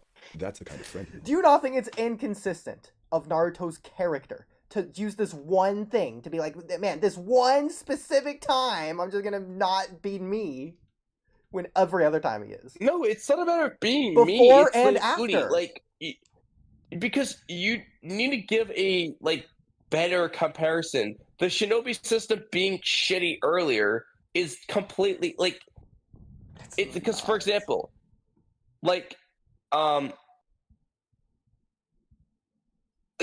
problem is the shinobi system's shitty, so Naruto wants to change the shinobi system to be better. That's not the point. He's still glad shinobi exists in general. You could say that's to be the concept. The point is Kurama. He's not glad Kurama was a piece of shit to him, but he's glad in the end that he had Kurama in general. Dude, he says to Minato, how could you steal the Nine Tails inside your own son? Minato's freaking response is so that the Nine Tails stays within the village. How cruel and heartless is that? No, he's not supporting that. That wasn't worth Naruto's suffering. For the third, probably 50th. Oh yeah, this is the 50 billion time you've addressed this specific point. Because I brought this specific point up 50 billion times. I addressed it 2 minutes ago. Oh yeah, go ahead. Naruto at that scene hadn't experienced the good with Kurama yet. Of course he fucking was pissed. There was nothing good yet. There was 10% good, maybe. It's not about the good or the bad. It's not about Kurama. It's about Minato. It's about what Minato did. Yeah. And at that time, what Minato did was mostly just bad to Naruto. However, later on that changes and becomes mostly good. But Minato didn't know it was gonna happen. Minato knew it was gonna be bad, though. The reason he did it. Minato knew it was gonna be bad. No, he didn't. He thought it was going to be good in the end. That's why he gave it to Naruto. In the end, but he knew it was gonna. Okay, in the end, exactly. In the end, he thought it might be good. In the end, he had is hope. the entire he point. had Listen to the song "In the End" by Linkin Park if you have to. Like, he didn't freaking know Naruto. Freaking Naruto's unborn at this point. He doesn't know what Naruto's like.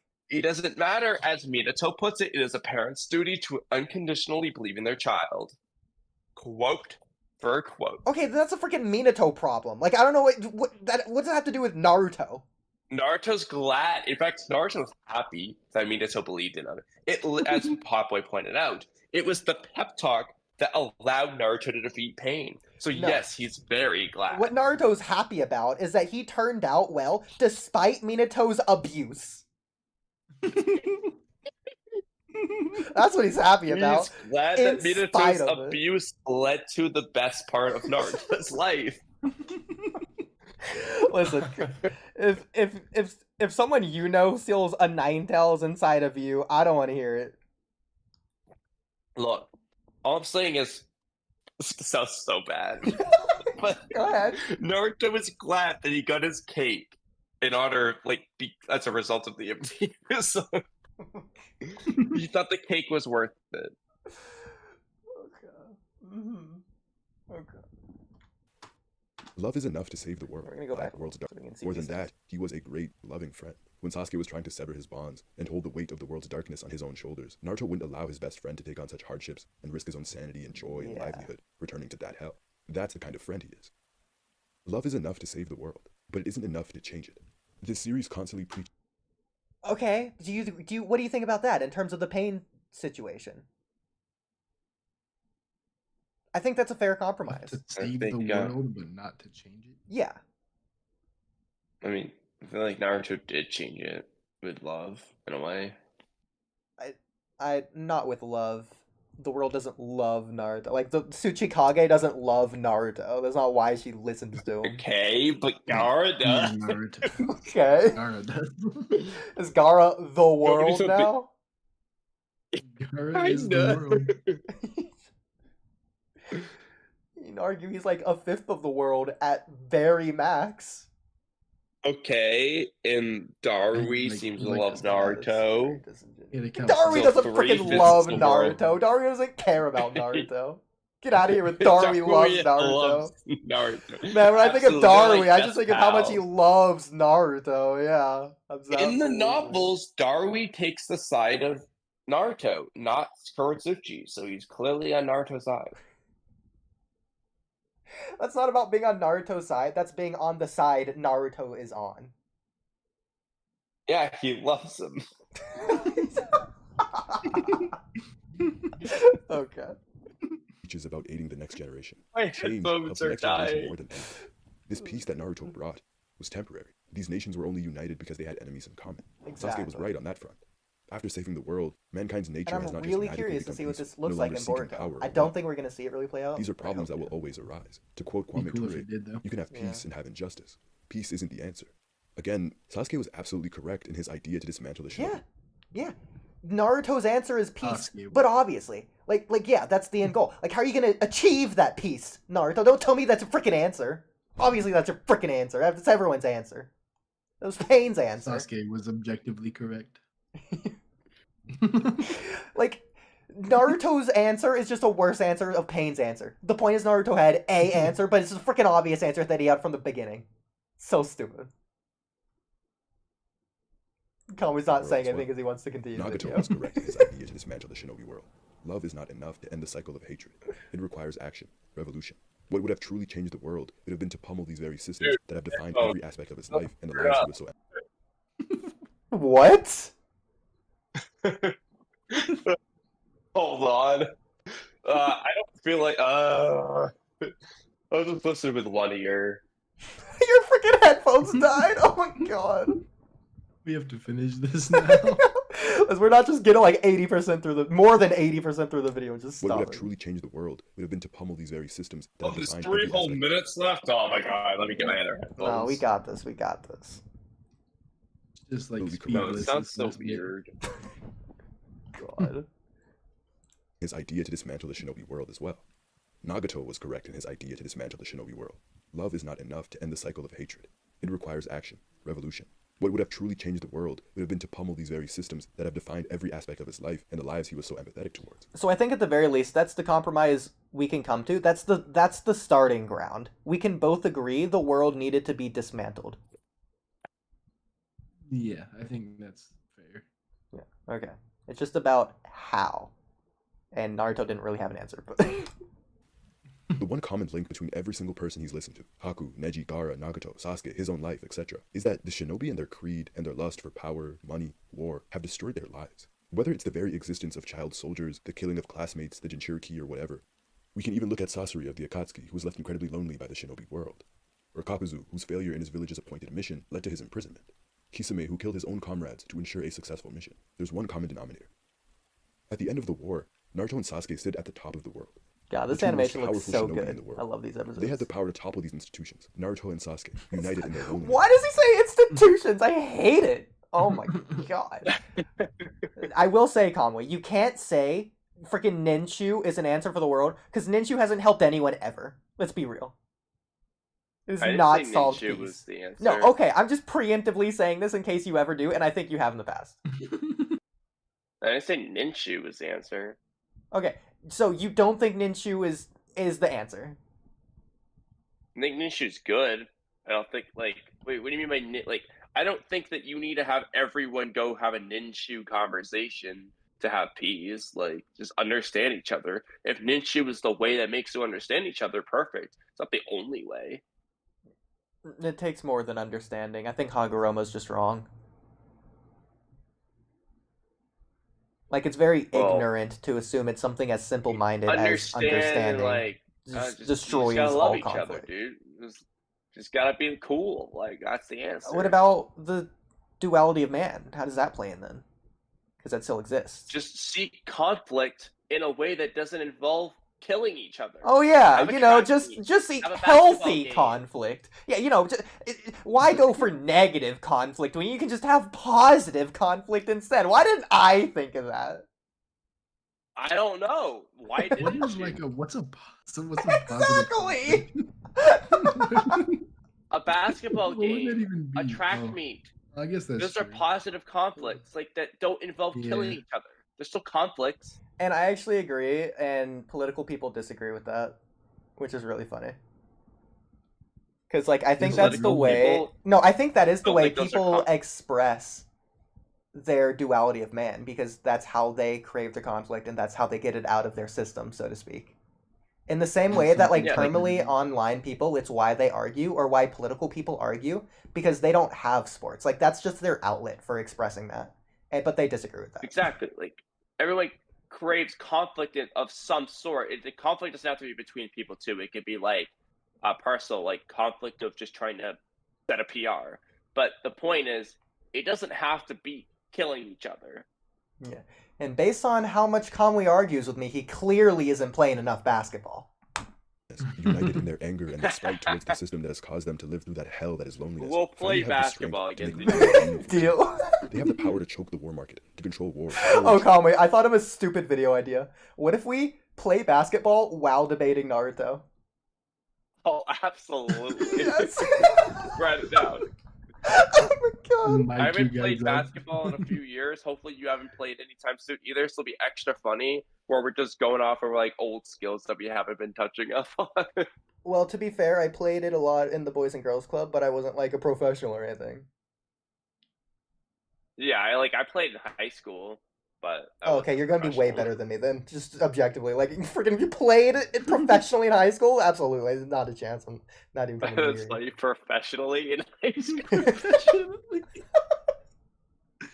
I'll take it. Being on a team in high school is not professional. In high school. To be fair, I practiced with people on the basketball team who went on to become professional, so I kind of see it in a different way. Oh.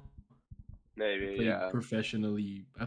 I didn't play. football, There was a kid from my high school who is a professional basketball player. So. In fact, all the people that I trained with became professionals. I'll take the full credit, but yeah. Truly changed the world, and they did. You were their teacher. Literally. The same kid. The who went only after reason they discovering that went a lonely pro. child soldier died, being a tool to a system that never cared for him. A kid who vowed to take a different approach. Naruto, a victim himself of the shinobi world, and his best friend suffered greatly at the hands of this system. This darkness that he constantly talks about Sasuke having, he has the chance to destroy the reason for it. I think saving his best friend was a great act of friendship, a great act of love, but bringing down the very reason for his suffering, for his own suffering, would be the greatest act of love, I think. That would be truly understanding Sasuke at his core. His Dude, this is a great video, especially this end was part. supposed to be this radically different ninja, one who forced all those with and against him to be more than tools. And yet Naruto continues to exist and thrive in a system that would only destroy the next wave of children. A system he now encourages. Naruto and Sasuke don't get to topple the institutions that rule their lives. There is no revolt. I'm gonna watch this video on my Shinobi own. continue to This is a exist really as good tools. video. For me, in this aspect, Kishimoto failed Naruto and Sasuke. All right, that's a little bit different. That I feel like the whole video is gonna be a little different if you take out that last sentence, but Yeah. Most insane closing statement I've ever seen. Trippy, Oh, just for the Sasuke meme. I mean, Sasuke and Mello would agree. Oh my god, Trippy Kamui, just for the meme. In some random video, we should just verbatim have that be the closing, regardless of the context. It could be a video about like freaking Kiba, like we could just clip the Kiba thing and then at the end be like, and that's how Kishimoto felt Naruto and Sasuke. My next video is gonna be about Kiba. Sasuke and Itachi versus the Raikage and B. Oh, I saw that thumbnail. And then I want you to say, in that regard, Kishimoto failed Naruto. I really like how these last two thumbnails came out. Yeah, did you make them? Yeah, I did. Nice. That's actually a really good thumbnail. So yeah. Read that. Okay. Video's fully scripted. I just have to record and edit it. Okay. To. Good video. I'm curious on the comments because I'm sure he's gonna have a lot of hate comments down here. What are your thoughts? Oh, I'm sure I'll have a bunch of negatives. Yeah, there might be hate, but they'll be disagreeing with them.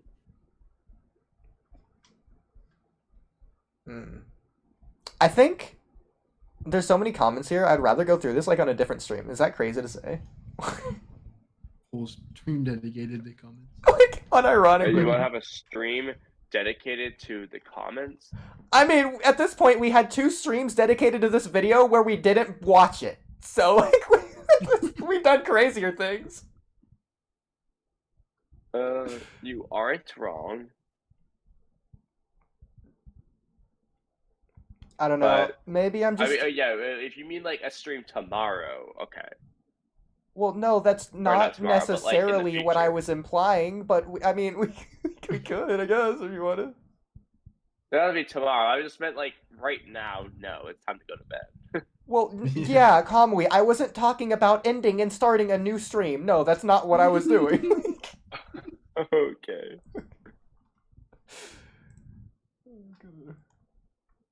Did Swifty respond? Well, I support that.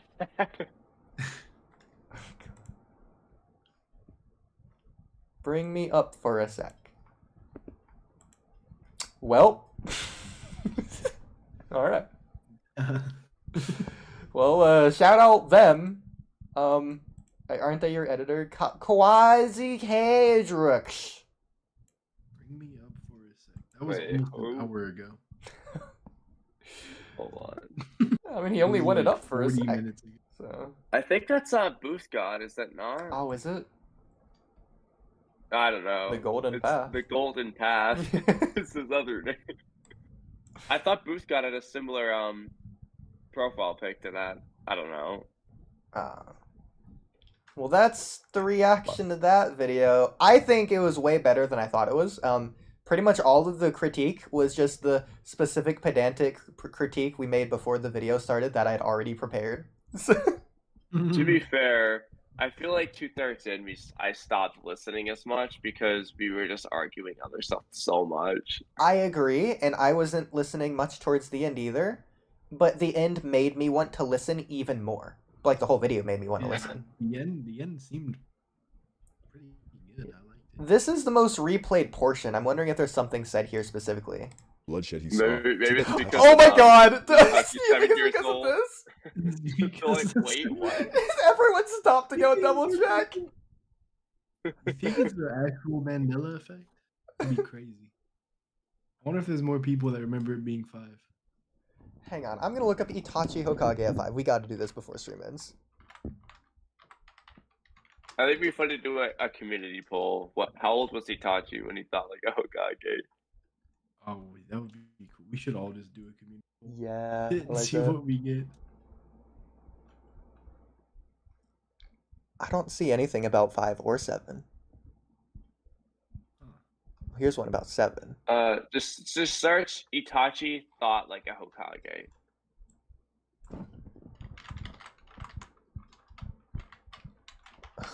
Like, okay. Sorry, dude. Here's the first one. It says 7. Oh, that's 7. Okay. Let's Like say a at picture 7. of- What does Korra have to say? What if this is why everyone thinks it? I don't see 5 or 7. So. Keep scrolling. Yeah, I don't think it's here, so. I mean, he was 4 years old in the novel. Was he ever 5 in the novel? Is there something there that I'm forgetting? Look up like Command F5. Dude, this is exactly what I'm freaking talking about. With the hell of war burned into his eyes. Freaking Minato burned it into Naruto's eyes. It was burned into him. Okay, he's not No, changing just, that. Prove it. Prove it. Send evidence. Naruto's like Itachi. There you go. Well, actually, he's like Madara. God, if Neji can be similar to Yahiko's death, then yeah, Naruto's absolutely he's equal to Itachi actually.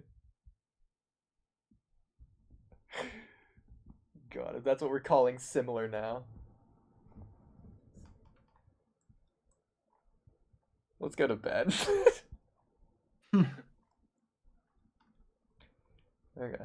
So next Tuesday, Attack on Titan stream, we said. Yeah, it should be good next Tuesday. Okay.